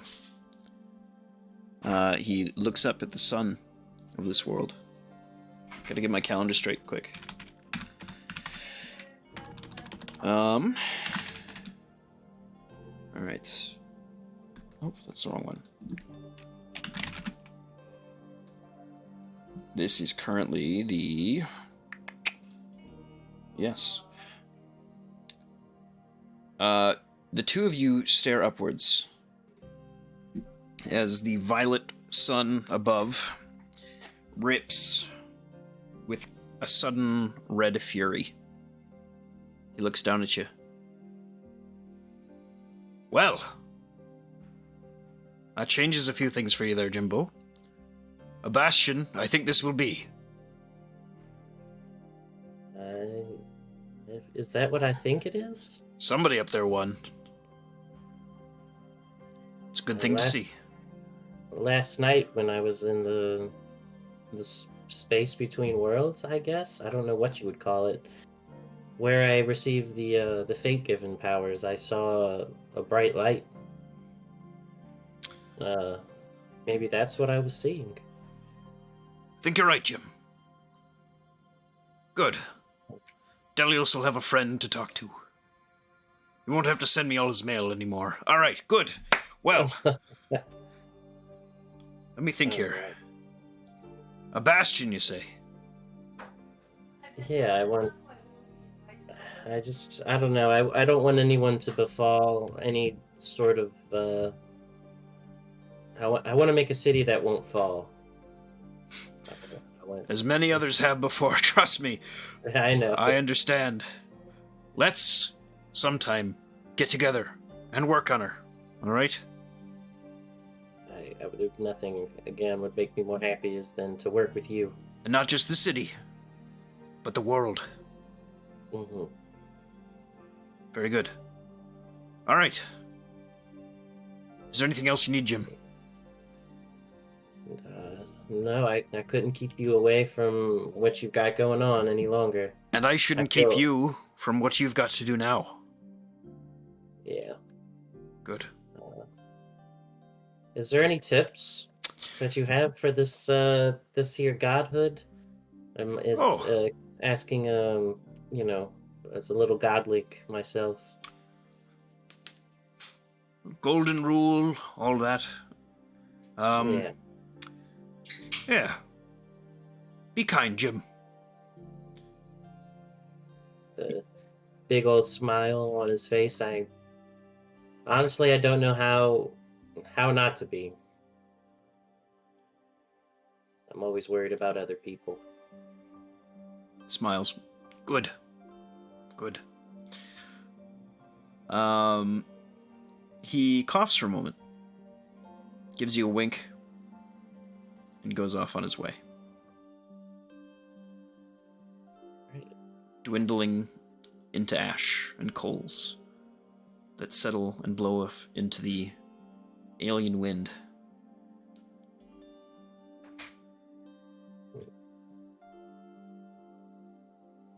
Oh, it's just a static.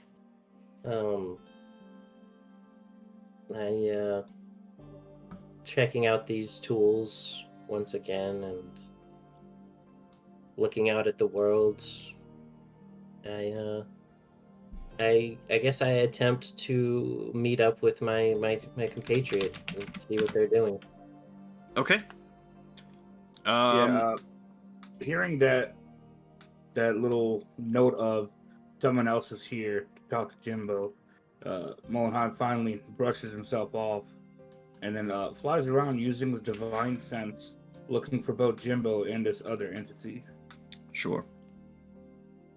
I would see that with Divine Sense, yeah, you'd see that Raldir was there. Make an insight check, though. Oh, you got it. Horrible insight. 7. Yeah, he's probably just talking about Raldir. Cool. At the butt end of their conversation, you see him scatter to ash. Jimbo, immediately, you see your friend Mo flying overhead. Mo, you'll never guess who I just saw. Me wiping the blood off my mouth. You'll never guess who I just saw. I'm gonna guess you got to see Coda. To be honest, I could kind of see him off in the distance. I could see some kind of divine glow. Oh, that was him. That was him. I sensed Raldir and yourself talking as I flew by. Just before he left. This is man. Look at this. Slaps my chest twice. Look at his armor. Oh, Pretty sure Raldir helped with this one. Look at it, and just spin around, letting Jimbo look at it with all his skills and all that. yeah, I've been just kind of looking at it in awe because he's barely seen any. He hasn't been around such this level of craftsmanship often No. outside of these We'll items see. we've gotten from the gods. You do detect that there is quite a bit of dwarven influence here, though. Mm-hmm. Yeah. Coda really liked what we've done with the old mountain maker, so good job there, bud. Thank But you. enough about me. How was Raldir? What was he here for? It seemed like he wanted to help me. I guess maybe congratulate me for becoming what I did, and also give me these. And he shows you the tools. And I've never had such tools. A tool set before that was so comfortable in my hands. I can't begin to describe it. Mohan takes a look at the little that he knows, but Is since it he all has possible for Bran to have gotten back in town by this point? I would say chronologically it would take you just a little bit longer, but I would say the length of a conversation, right? Okay. Yeah. I reach in and see a couple of things I recognize, then see your blacksmith kit with your hammer, and I go to touch it and I go, oh, whoa, that's a hammer. This is, man, give it up for Raldir to give you such fine crafts tools. I know, and it's not just this just a hammer, and he begins to like show you all these different tools. A knife that cuts perfectly, a tiny little screwdriver, and for like tinkering, and just all these little different intricate tools. Some like It's amazing. nippers for different uses. Even like sewing needles that seem to be able to cut through just about anything. It's all there. Jimbo got a Swiss Army knife. Yes. Very. Well, I can only imagine the great things you'll make with this fine tool. I can already see. I already have a couple of things in mind I want to work on. Any idea where Bran headed off to? I saw him fly off into the distance towards the tower. I'm sure he had some business with the lady.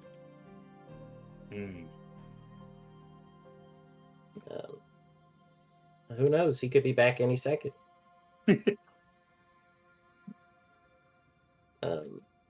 He could be back any second, you say?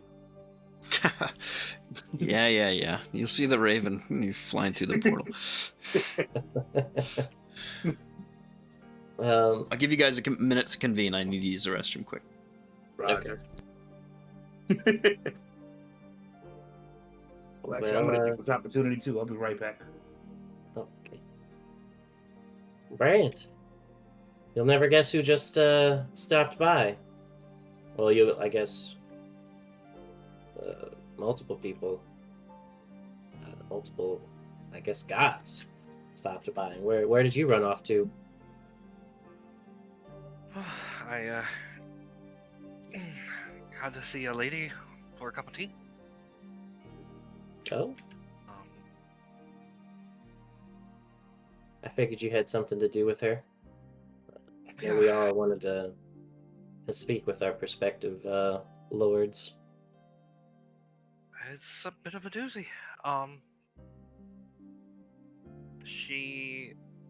You actually came up. Did I? There's apparently some mixed feelings about things. Raldir had mentioned that I might have to do some work to convince the court. But,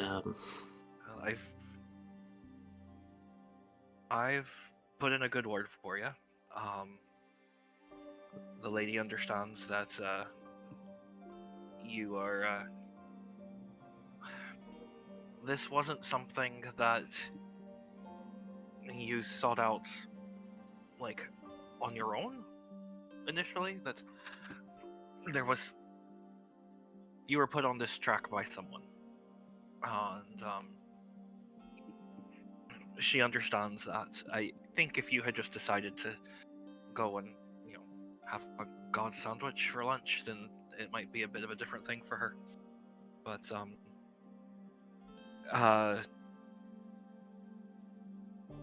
there's a bit of curiosity, cautiousness. She thankfully trusts me. Said that that's helpful.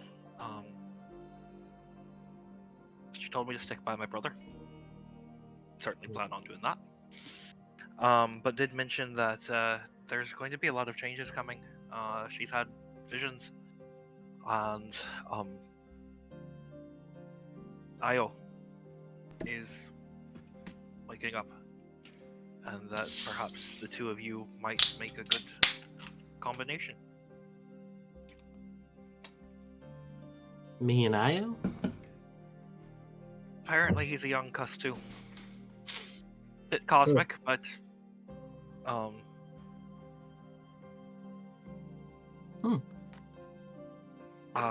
she seemed hopeful about I don't know if partnership's the right word, but anyway, she did say that no need to go worrying about pulling out that comfy chair of yours for a makeshift throne in the court quite yet. So you got a bit of time before that. It's such a comfortable chair, though. Well, I think you can bring it. You just don't have to worry about using it for official court occasions. You're not quite court material yet. Well, I guess if you have to bring your own chair to the table, you're not really, part of it. There you go. Well, I plan on, I guess, becoming part of that court somehow, if one way or another. Gotta walk before you run. Yeah. And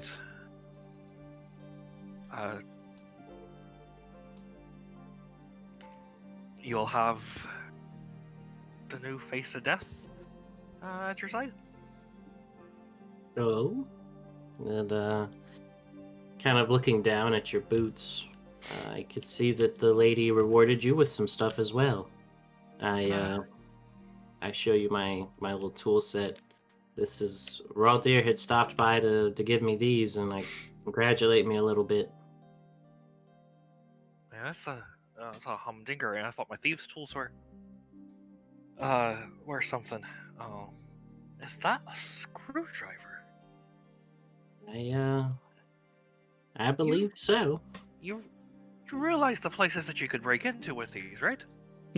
Well, I don't plan on breaking into anything, really. If anything, I planned on building those locks to keep people out.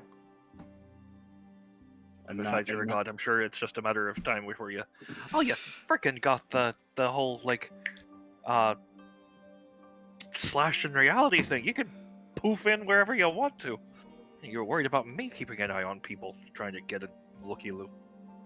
You're the sick fuck. Whoa. Whoa, friend. This is for being places I'm needed, not places I want to be. Need is often your own interpretation. Well, Well, let's agree to disagree on this one. Speaking of tears in reality, I do want to speak to my family. Did you two want to come along? Have a good old barbecue? Little John Jameson Jones barbecue? I honestly couldn't think of anything in the world that I really would want more than that right now. Oh, perfect. Yeah, I'm always ready to try new foods. Well, perfect. And I guess Jimbo, in his own way, pulls one of the tools out, and he says, "Take a step back," and he kind of cuts a hole in space with one of the tools. Yep. And appears, and on the other side, you could see the front of his house. You just simply make a 10-foot hole, and it kind of opens up. As it tears, it kind of gets gradually larger until the space is open to you. Beyond, you see your home. Show off. I can do that in a solid wall, right? Yes, but can Just you gotta do get the it one up. this far? Pretty cool, Always Jimbo. gotta get Pretty the cool. one up. Well, I mean, you know I me. I'm become always... the face of death, you become a new god. Let me Right. tear a hole in reality. Just span the whole years Look. of light time or whatever it's called. But fine, you know what? You owe me dinner for this. Well, dinner you'll get. Yeah, well, everybody, shuffle through quick. It's not easy holding this thing open. It lasts for about a minute. Mona flies through it. All right. I think to Rocky, come on, let's go. We'll have him walk through. He's got to squeeze his way through. You think he's gonna get stuck halfway, and then he gets through. I give him a shove. You give him a shove from the backside. He tumbles through, and you all appear on that country homestead in the great nation of Silicica. Your family, let's see. Time of day. It's got to be somewhere around noonish, I would say. Everybody seems Okay. to be hard at work.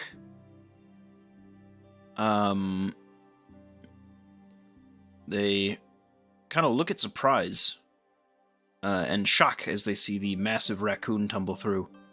A few of the farm animals here and there are kind of startled a little bit. And you see your father run for the house, and he yells something about it happening again before he slows down and sees you all. Kind of blinks a couple times. Never mind, he yells out. No, it's not happening again, Pa. So that wouldn't be the worst thing. Let's see. Afternoon, Jimbo Dad. That's what I call it. Yeah, you've met Mo before, and this other fellow here, this is a really good friend of mine named Brand. I'm always happy to see you boys. Bran, I don't know if we met. Good to meet you. The pleasure's all mine, sir. Welcome you all. Come on in. Let's gather around. We had lunch already. I'm sorry for that, but you'll stay for dinner, won't you? I don't know how you got here. You just kind of did you take a car? What happened? I can. I've got a lot to tell you. All right, come on in. He gathers at least his your mom, and I think probably your brother. Everyone else is kind of out and about. Yeah. You didn't know about Pappy being in your shield? They all know. They all know. Yeah. Pappy would probably just walk out, and I think he can eat food now. I'm not sure. Yeah, he's a corporeal guy. Explain that to them. Go for that. So let's start with Pappy. Pappy. Yeah. And have him come out of the shield. Well, Pappy. I don't know if it's because of me, or maybe just fighting alongside the shield. It's gained, I guess, experience. But he can take a more of a physical form now. He can touch stuff. You could feel him. It's almost like he's there, but a little, I guess, see-through. Yeah, just barely. And your mom and your father. Who is he? Your mom's dad or your dad's dad? Mom's dad. Yeah, I would say your mom then goes up to him and kind of latches onto his hand. And she just kind of like, Dad, it's really you. This is very strange. Well, I guess that magic must have gotten stronger over time. It's quite notable. I know, I was a bit surprised myself, Ma. Happy to see, Dad. She gives him a hug. Well, let's not be getting sentimental now. All right. Okay. I'm happy to see you too.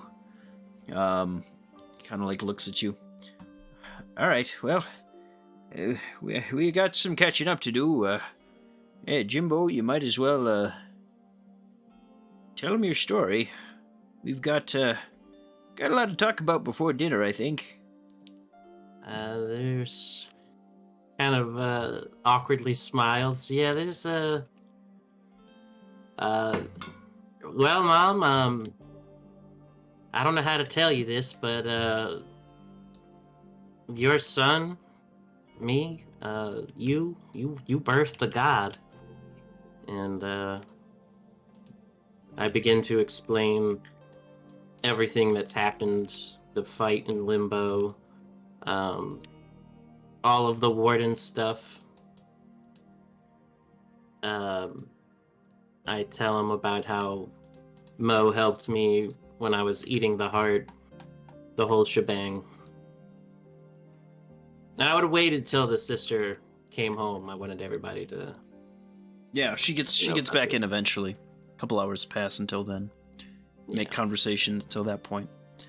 In hearing this, they look almost appalled at the death, at the consumption of the heart, but also that matters.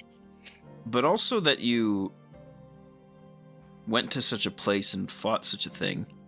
And they look at you, and something's obviously different. You're huge. You look completely different. And they just look at each other and just try to understand what's happening here. It's a lot to take in, guys. I mean, if you think it's weird, think about how I feel right now. It's kind of hard looking at everybody. You guys look so much more amazing and beautiful than I've ever seen before. Every person I see is just it's different. I don't know how to explain it. Are you okay, son? I'm definitely better than okay. I just think it's gonna be some time adjusting to this version of me.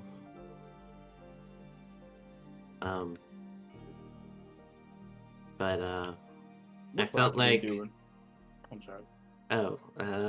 Rocky probably as soon as he got here just wandered off into the swamp. He went into like what looked like a small pool of water, but sunk all the way so that like just his head is just poking out. And like an alligator, he is just kind of swimming on. He does that. He did that when he was small. This is actually no different. But wow, what was I saying?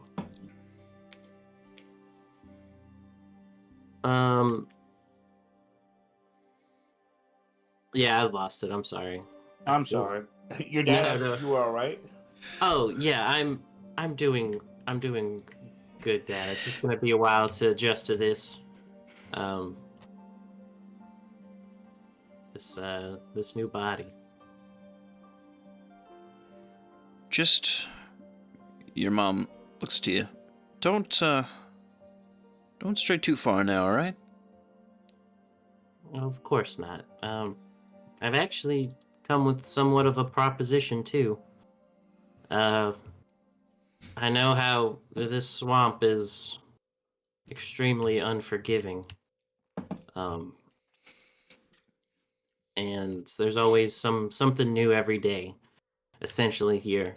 But I'm building a town on this new planet out there called Artis, and I would essentially like to move everybody from here to there. Once we get some, buildings built, I just want to give our fellow neighbors a good place to live, and of course, I need to move you guys somewhere safer than out here. Well, what can you tell us about this place, Jim? To leave everything behind seems a little intense, but also, I mean, absolutely fuck this swamp. Your brother looks at you. This is awful. Oh yeah, I mean, I don't even want to begin to think about, that swarm of that water apple-melons. Those things freaked me out, man. They just went into the ground and then like Do you disappeared. remember that summer when we had fish that were like growing legs? How could I forget? It wasn't I that they kinda were forget. dangerous; they were just shitty looking, weren't they? It was just not right.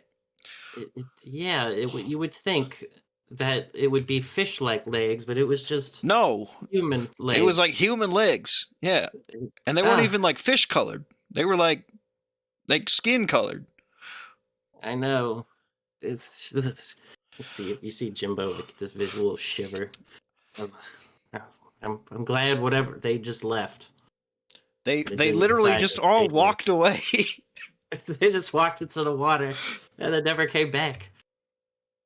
Thank God. I wonder. I don't even care what they're doing now. I don't want to think about them. Well, what can you tell us about this new place, though? Sell us on it. Well, the forest that I found has all these very cool little robots that are working to not only build the town up but repair this spaceship. What? I go into a spiel about it's essentially a ship that can fly through the stars. But around this area is lush forest. There's a amazing swamp. I've convinced a dragon to watch over the land for us. And it seems to be ripe for the picking. It's definitely a lot safer here. The only weird thing I would say about the place is that you'll feel a lot lighter there. It's a smaller planet, I guess you could say, but you definitely feel like you're lighter. You know, your back doesn't hurt as much. Oh, Feels pretty good. wait. Well, shit. Your dad thinks about that for a moment. If you mean to tell me that if I go to this place, my back is not going to hurt anymore?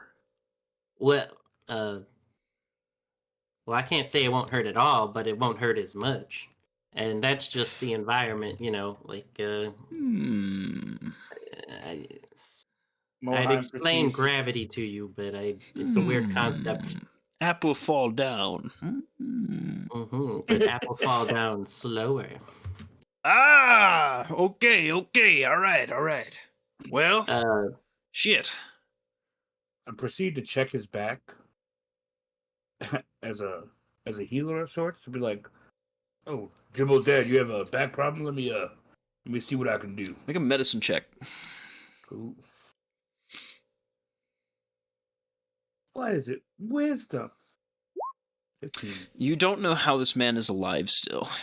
Would any of my spells help this man? Can I heal him? Yes. Just go ahead and do that. You cast heal. Yeah. Any diseases? Okay, so that's that good. Blindness, deafness, any diseases affecting the target. Yeah. He looks at you and he begins to cry. And he kind of like looks at himself. My lumps are gone. Oh my god. Well, there were lumps? Well, you're Jimbo's family, so I trust you like my own. I have a buddy, Dr. Acula. He can help all you whenever you decide to move over to the new planet. Jimbo, you got healthcare? Well, of course, free to the people. You didn't lead with that? Oh, hell. All right. Well, that's you know, you gotta give them all the little things to keep, you know, drag them along. And then you hit them at the end with the big one. I guess. The big selling point. I guess. All right. Well, let's just take a look at this place here, all right, and maybe go from there. Well, of course. I wasn't planning on you know, I figured this would be a process. Not everybody could just get up and leave, and of course we've got buildings to build, and it's a brand new town. Essentially, it would be a fresh start. Good. That's a good thing, Jimbo. I don't know how this man is still alive. I'm so sorry. It really got me. You just cured his like terminal illness that he had. He's good. All is well. Let's see. I'll be right back. Sure. He's getting up there in age. Or start checking the rest of his immediate family. Yeah, they just got weird swamp diseases, every single one of them. I asked Pappy, hey Pappy, where would I find the good moonshine? Well, usually, well, we can't. Sometimes, honestly, I'm going to be honest with you, it's so toxic out here. Sometimes we just go out into the swamp, take a bit of water, and just huff that shit for a day. But the real good shit, is probably out back in underneath the shed, just underground in root cellar. Hmm. I'll be right back. And he goes to proceeds to get some. Okay. And then he do I have what I think I have what I think I have. That is a sentence that I just said. It was a good one. I don't I, I don't have what I thought I had. You can give yourself some Silicican moonshine. Yep, I'll go ahead and try that. I was gonna try to purify, but I'll go ahead and take a swig of it. Sure. Make a con save immediately. Immediately. Okay. It's gonna be the first time I use this feat, but I have the old stone belly. Ah, help with yes. Very good. Mm-hmm. Constitution saving. Stone belly. Oh, yeah. Everything's fine. You're fine. This tastes so good. This tastes so good. It's, it does the job. You get kind of drunk like immediately, and it's actually kind of like scary how fast it happens. Because I'm a big guy. You and, are you are huge. It's a lot for it. This is good. Yeah. This is the sort of alcohol that does not substitute a drinking supply like some booze does. This is the kind that you use to celebrate. If you're This is missing, a step up from wood alcohol. yes. You won't go blind, but you think you do. Yeah.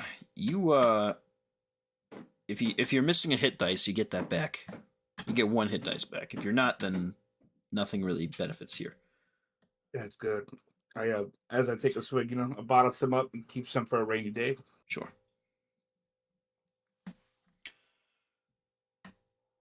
Man, that was good. Do I have like? Hold on. For the D&D first time, country music.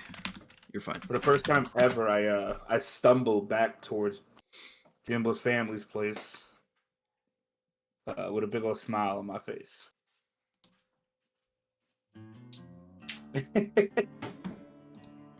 Back on the farm. Goddamn. All right. Yeah, you stumble your way back. Mhm. Yeah, you return to the family.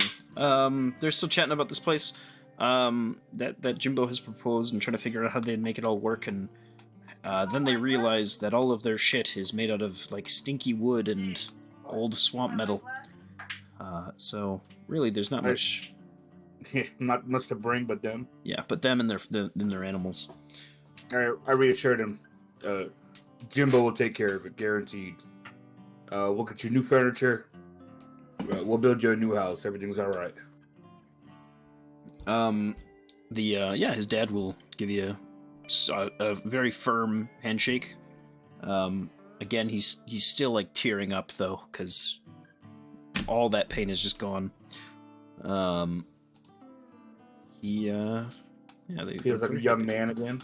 He feels like not as old of a man. He was kind of more aged than he should be.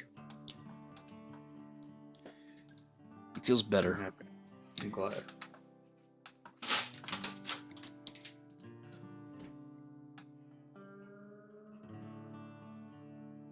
Is Jim back? Mm-mm. No. Okay. While he's gone, were you making were you fine tuning the list we sent you for like the armor and stuff? Yeah, we'll have the specific wordings for all of those things for next time. I don't think we need them necessarily just yet, which is why I didn't even make him have make a Smith's Tools check for the thing he did. But yeah. You guys have a rough outline, and I've approved all of your lists as they are. So now it's just getting the specific game wording down. I'll go ahead and I'm gonna DM you in addition to one of the sentences I had. Okay. Well, I guess I'll just tell you the teleportation one, or whatever the closest thing I have to it, because I can't remember the actual name. Oh, the temple to temple travel. Ah, yeah. If I could just bring some people with me, also, not just me. Yeah, that's fine. Hey, I'm back. Sorry about that. All right, what you missed is I drank some of the strongest moonshine I found under a tree due to Pappy's guidance and had to make a check for it. And for Yeah. first time in a long time, stumbled back almost drunk, a little tipsy, because of how strong it was. Back to your house. Okay. Where'd you find that? Pappy told me of a hidden under a tree stash of moonshine. It did not disappoint.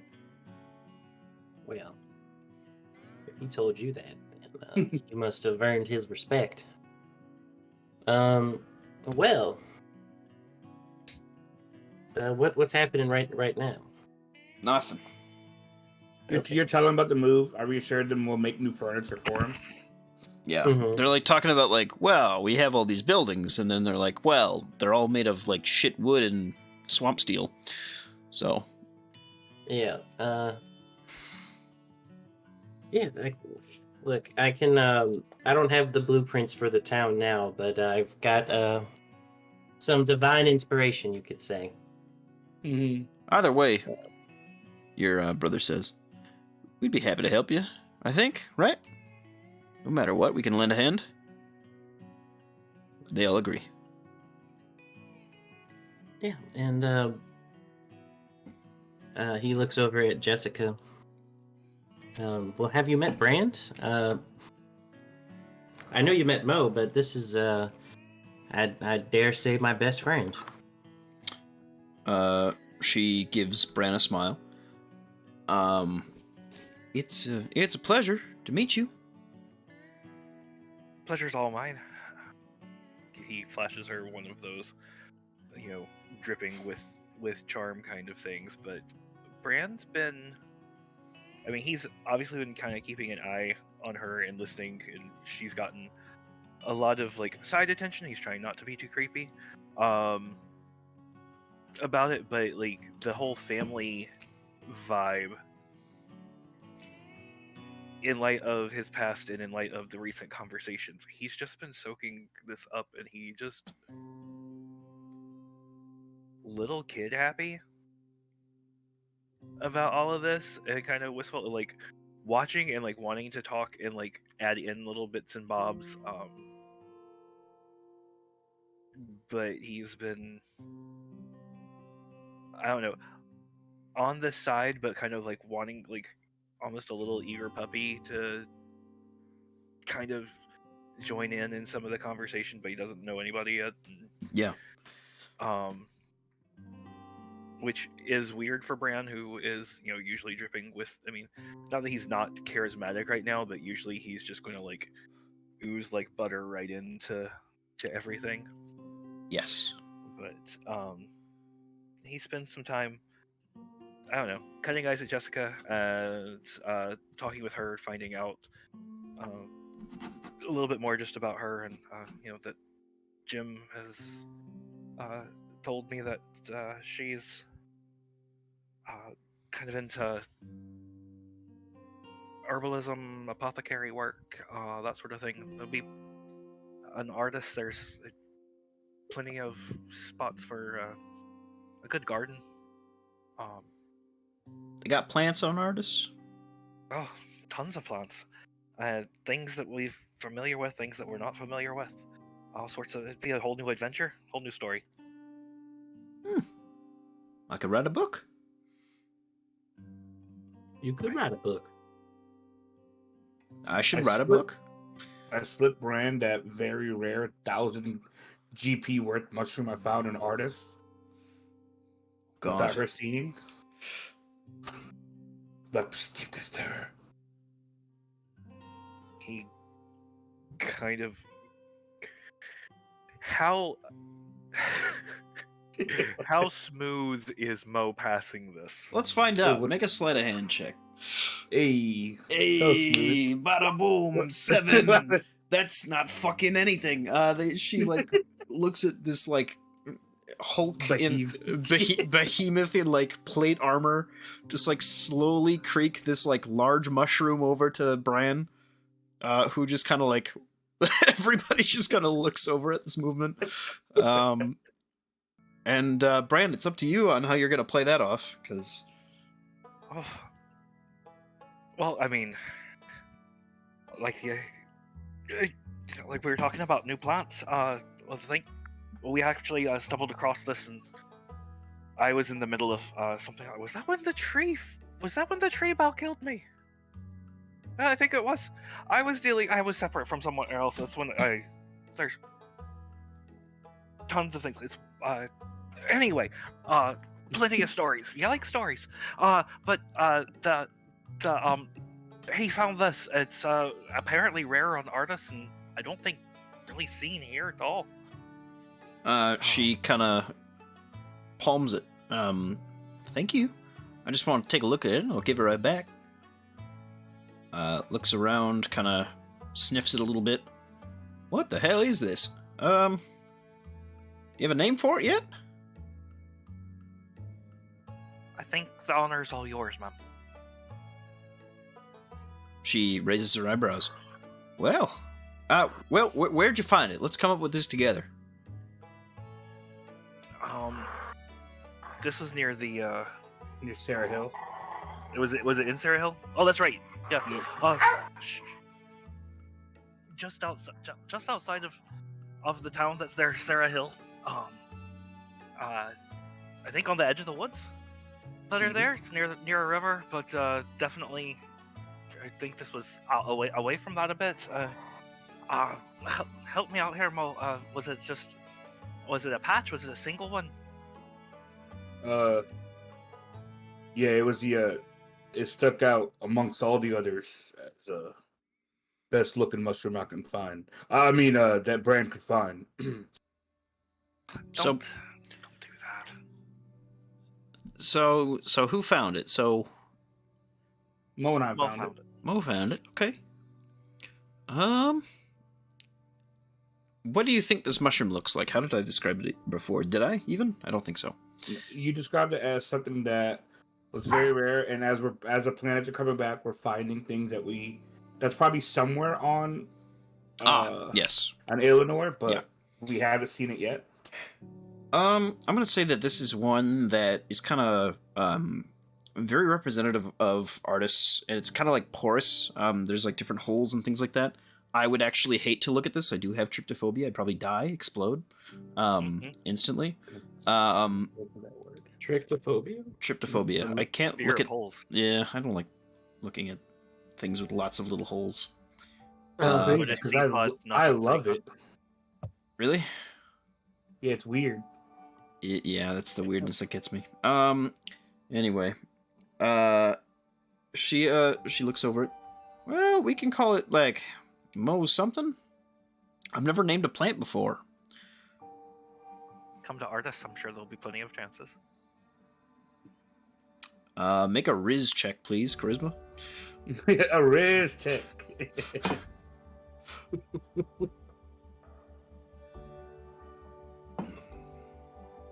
Brand can't Oh, fail. that's a saving throw. Sorry. That's Hold on true. 1 second. That's true. 16. Okay. She'll give you a smile at that one. I would love to, I think.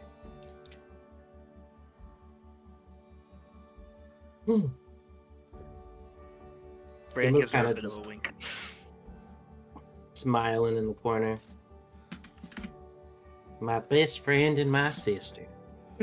What the hell?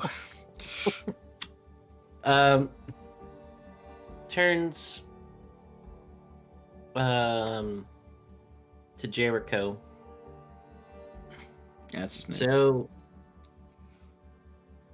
oh yeah, Jericho. So, I guess we're gonna have to give up on that old house, buddy. But Well, is there land for you to sell there, though? Let's think about that. well, I guess yes. I work an There's angle. no re- Let's think about this. I could be your financial guy. Think about it.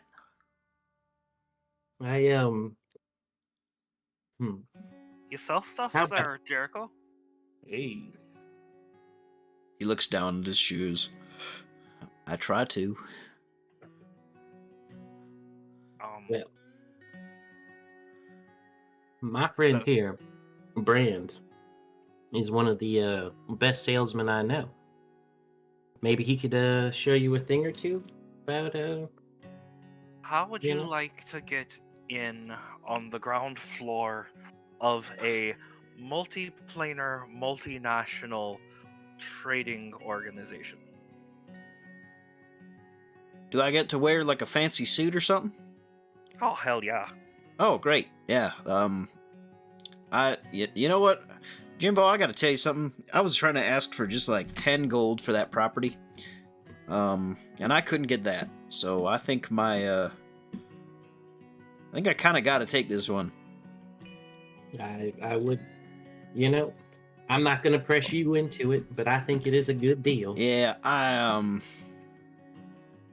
shake your hand on that one there, Mr. Brand.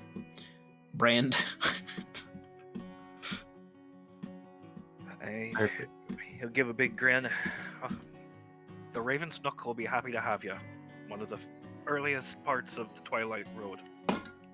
Yeah. I don't know what any of that is, but I'm sure I'll learn. Raven Nook's my store. Oh, okay. While this is kind of all going on, Dad's he's barbecuing. Yep. He's doing the good old barbecue. Yeah, we finally get to dinner time.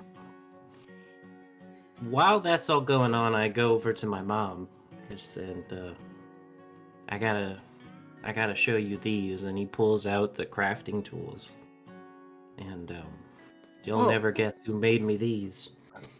She looks at you. Who made you these, Jimbo?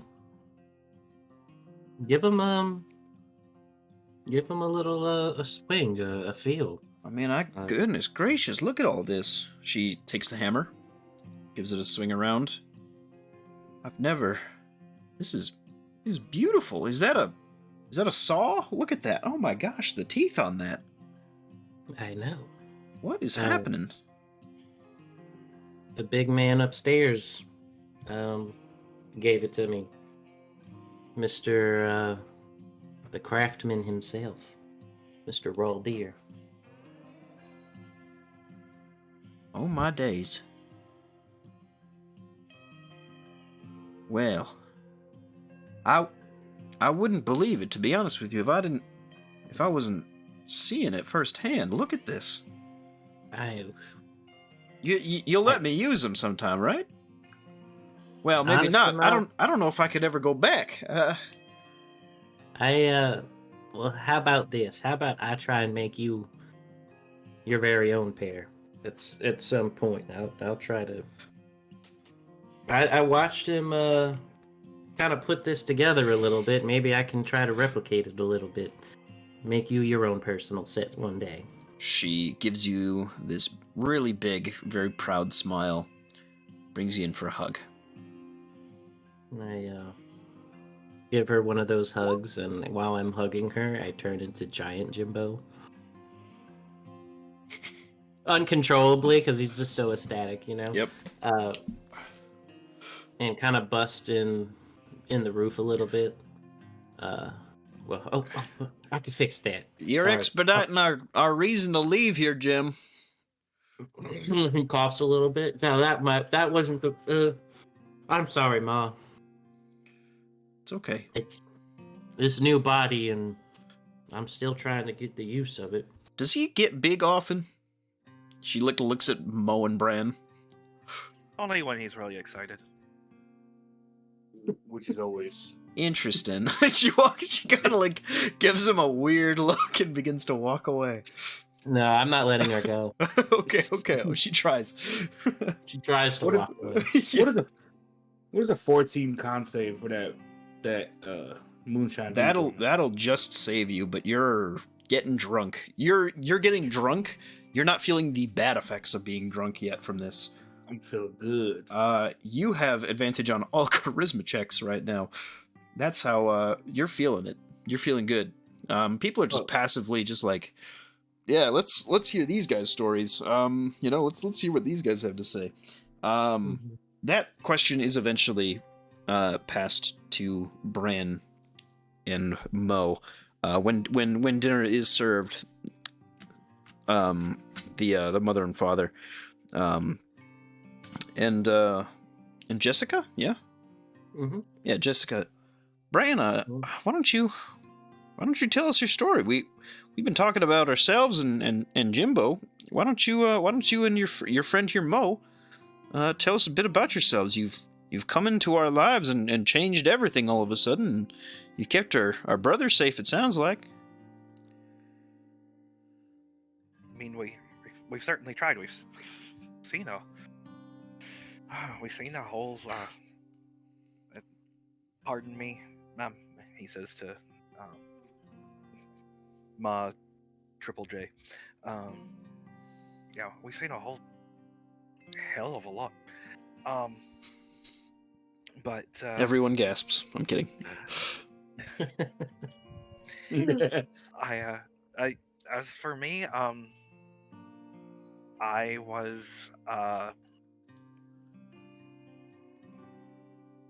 a bit of a street kid who kind of made good. I come from a family that has served the matron of ravens for a few generations. But we do it in a bit of a different way, I suppose. He kind of points at the scythe. It's not all the doom and gloom, I promise. My nan always told me that, death is the end of one story and the start of another chapter. But I love a good time. I really do. I kind of enjoy a good bit of good trouble. I'm sorry. I love to hear other people's stories. I'm not really good at telling my own. Don't worry about it, Brad. I'm here. All right, 'tis I, champion of Coda. Began as a young Goliath. I was orphaned. Don't worry about it. Hold your tears.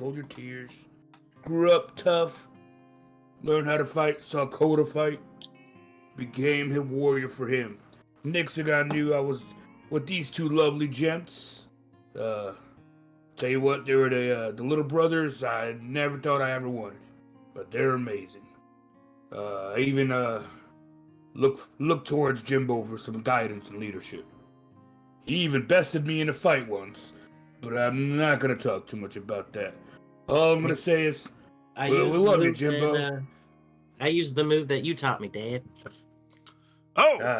Oh shit! You used that on your friend though? What the hell? Oh my god! I wouldn't have won unless I did. I understand.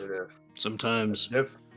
Definitely saw stars, but Jimbo, you're amazing. It was great being with you, but to Jimbo, and then I take another swig. Make another con save. 16. 16 is exactly what you needed to save now. Oh yeah. Mo, you are fucked. We got a sloshy boy. Do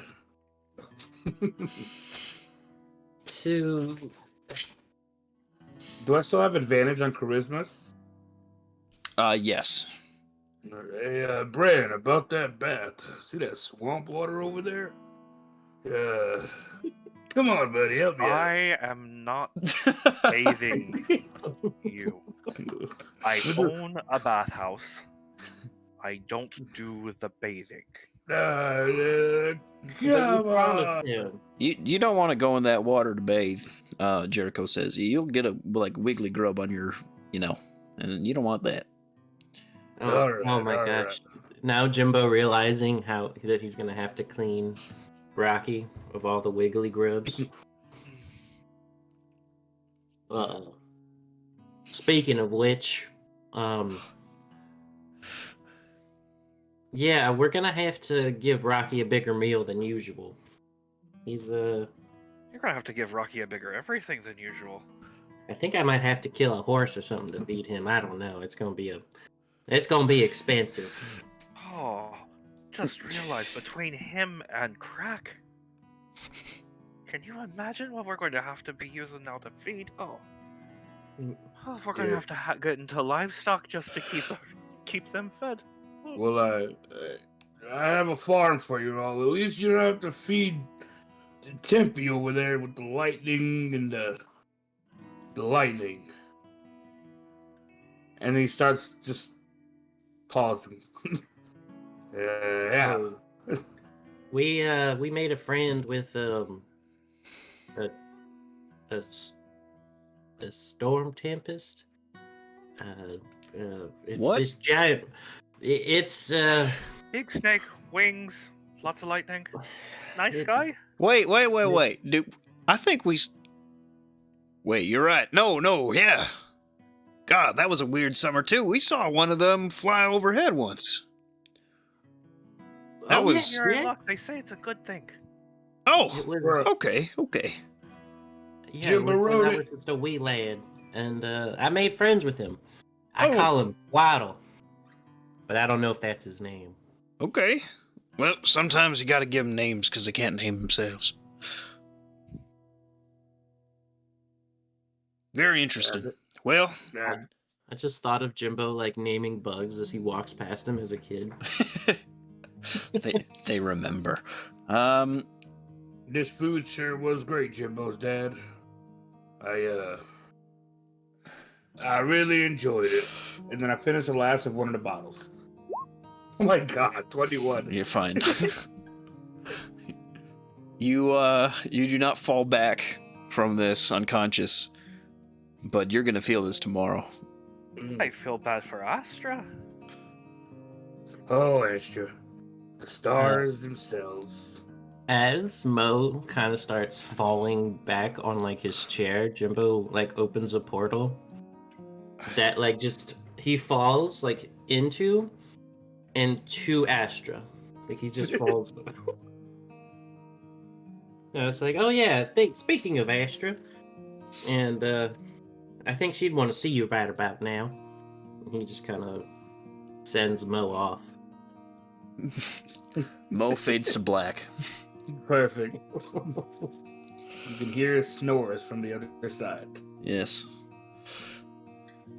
What kind of booze did you find, Pappy, that did that to him? I made that back in the year 147 of the first stage. It was the first verse. It was some good shit. It's been there for fucking like 80 years.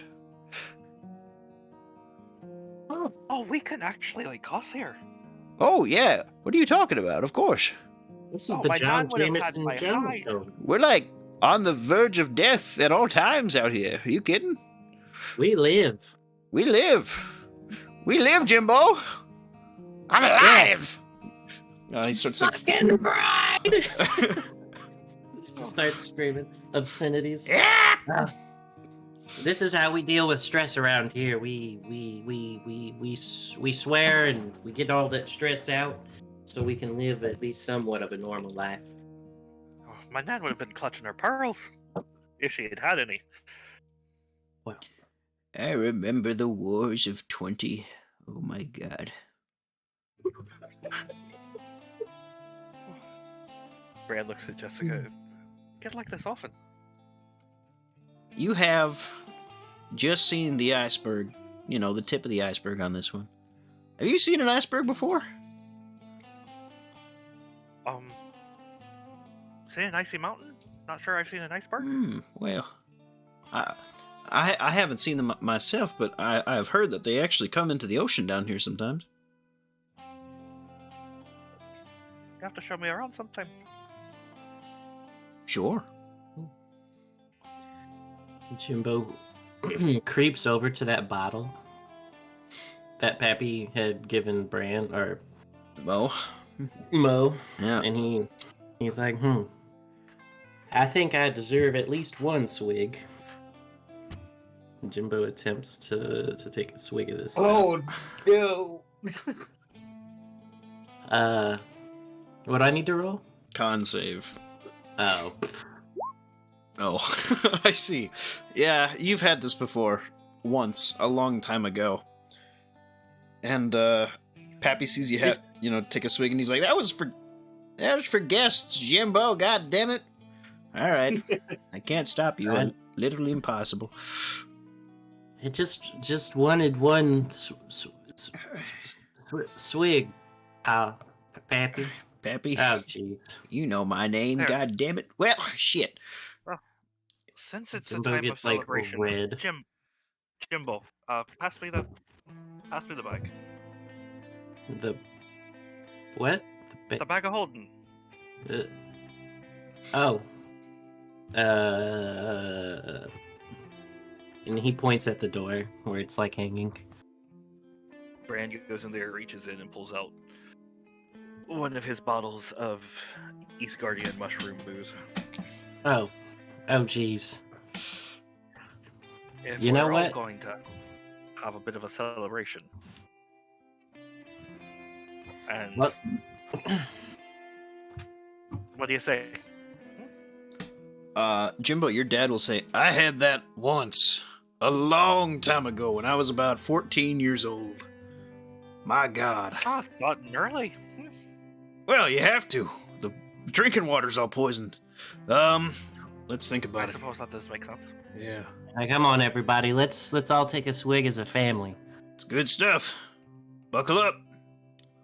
Have a drinking, buddy. Mm-hmm. Don't go in the swamp at night. Uh, You all take turns taking your drinks, getting really drunk, and celebrating your victory.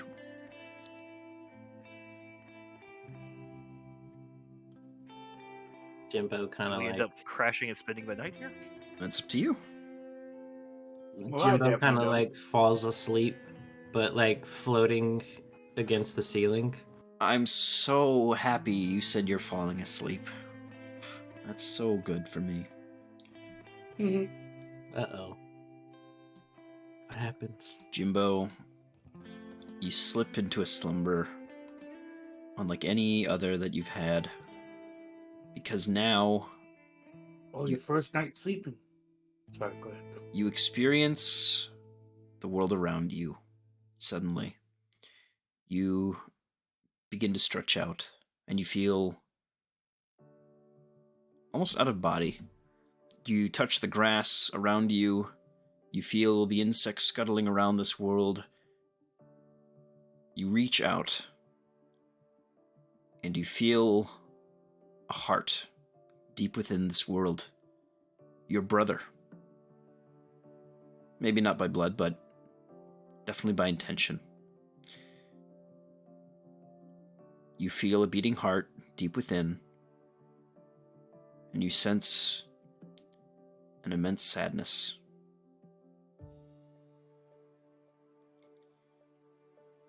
You fall into a deeper slumber. Did you have a question? I was gonna speak out. Is that you, Eleanor?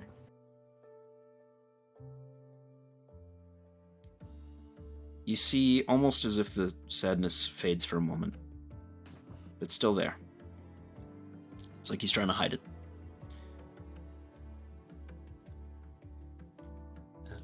You take on a deeper slumber now. And now, instead, find yourself spinning, reaching up towards a great white light that seeks to envelop you. And it does. You find yourself within a small room, surrounded by glass, and at its center, a great white orb, scintillating with color. It sits there humming, expecting you.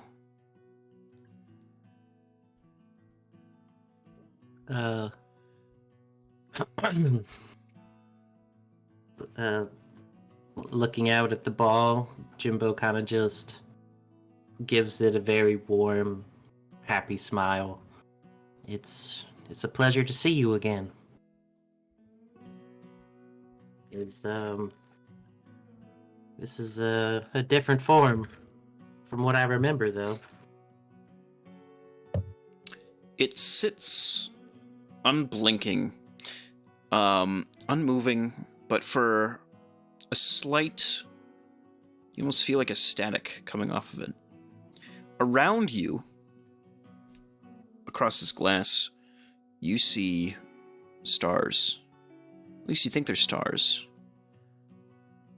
You take a look a little bit closer, and you see that these are in fact like sea animals, fish, glowing from the eyes as they make their ways around you, swirling, giving this entity something to look at in their solitude. What do you do in this room with this god? Well, first things first, Jimbo does what Jimbo does, and he reaches out to shake its hand. I'm sure you know who I am, but this is the first time we've actually met like this. I'm Jimbo. Nice to meet you. What should I call you? This orb does not say any words, but as you approach it, you see something almost pressed on the other side. It's like a figure. It's almost like you. But it's not moving the same as you are. It's like a shadow. And as you reach forward with your hand, it makes a similar motion, but instead chooses to place their hand upon the side of this orb.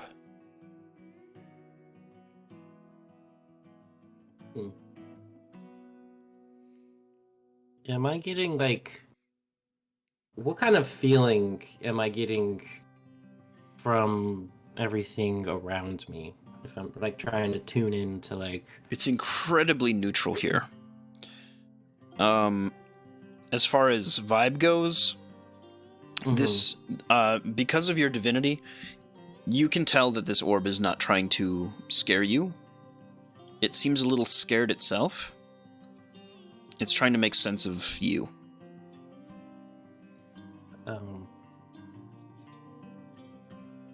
Jimbo smiles and says, believe me, I'm just as confused as you are. But, is there any questions that I can answer? Is there anything I could show you?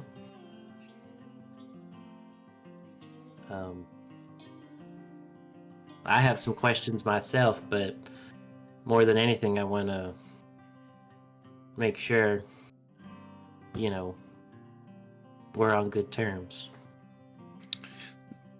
The colors of the orb begin to scintillate into a sort of starry pattern, and then take a warm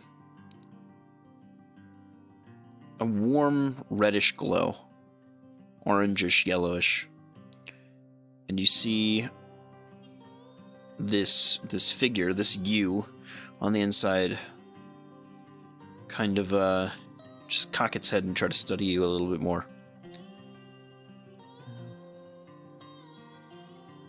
It's like a child.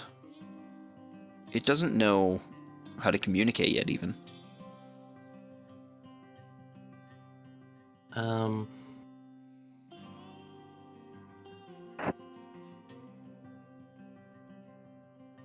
Oh, what to do? Peekaboo. You peekaboo? No, Okay. no, I don't peekaboo. I try to reach out to it with my divinity, I guess, to maybe see if we could connect mentally. Sure.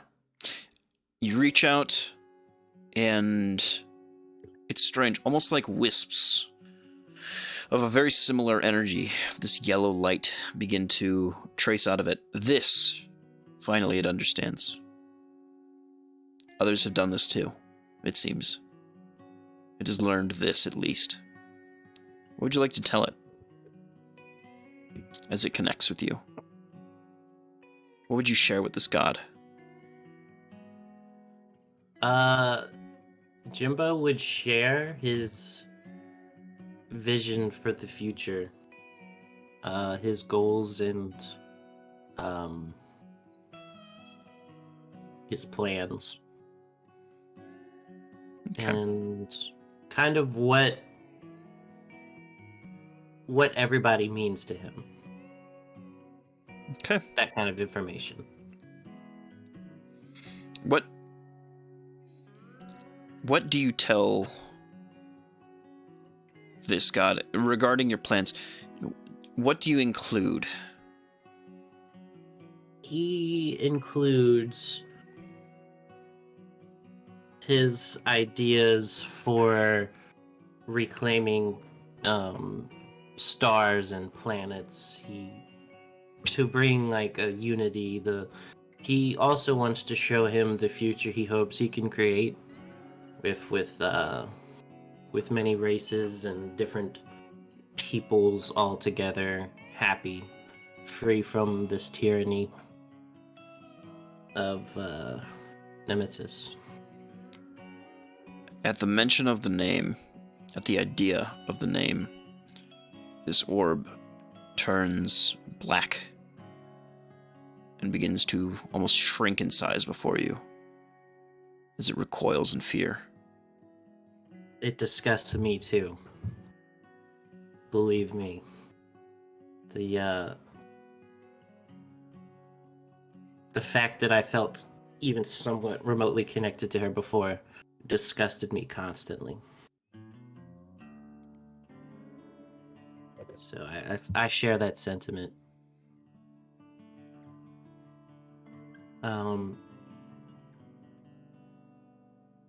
What?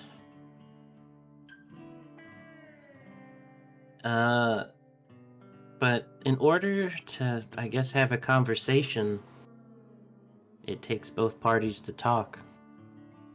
What do I call you? You see a mental image kind of given to you. Not words, nothing like that.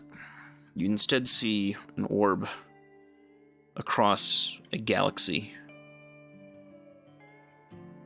Stars swirling behind it, the cosmos stretched out, spanning as it flies infinitely quickly through these spaces. It seems to be of an incalculable size and scale, but also infinitely small. It hovers before you. You kind of look out at its space that it stands there. And you get the feeling that it doesn't quite know yet. But it knows what it wants to be. Jimbo kind of smiles. A little bit of a tear kind of rolls down his eyes, and he's like thinking to himself, or even says out loud, the fact that you care about every molecule out there is just astounding to me. It's I feel the same way. I want it all back too. Okay. You've taught Io sadness. With that, we will end. As you return through the floor almost, falling, leaving it. It's a slow descension. Or descent.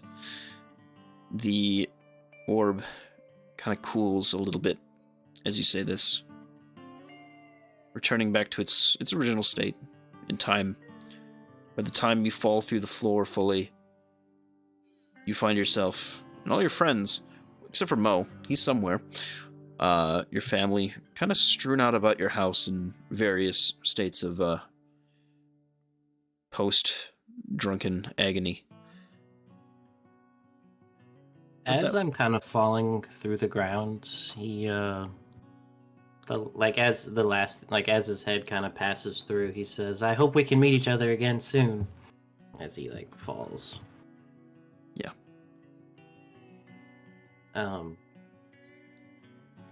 Yeah, I'm just but looking around at the family. He's just happy that he's got everyone around him. It's been a long time for him since he's got to spend a night like this, especially with his loved ones. So he's kind of just taking the moment in, looking around. Where's Brand? Where's Bran? Oh, I know. Sorry. Bran is just in the thick of it. Like, I mean, he's as much as Bran can be the horn dog and all of that. The fact that he's actually felt, and it may have, he saw family the way that he has imagined family, and then perhaps aided by some lubrication to ease all the tension. You know, he was able to imagine, at least for tonight, that he was part of the family. So he actually hasn't been like trying to put the moves on Jessica or anything like that, but he's definitely near her, but passed out kind of with everybody, but kind of in the general area if we're all passed out around around the place. Sure. All right. Yeah. Jimbo's just laying on the ceiling looking down at everybody. As you do. All right. Thank you guys. I had a lot of fun. We'll close it there. I do too. Goodbye. Goodbye. Bye. I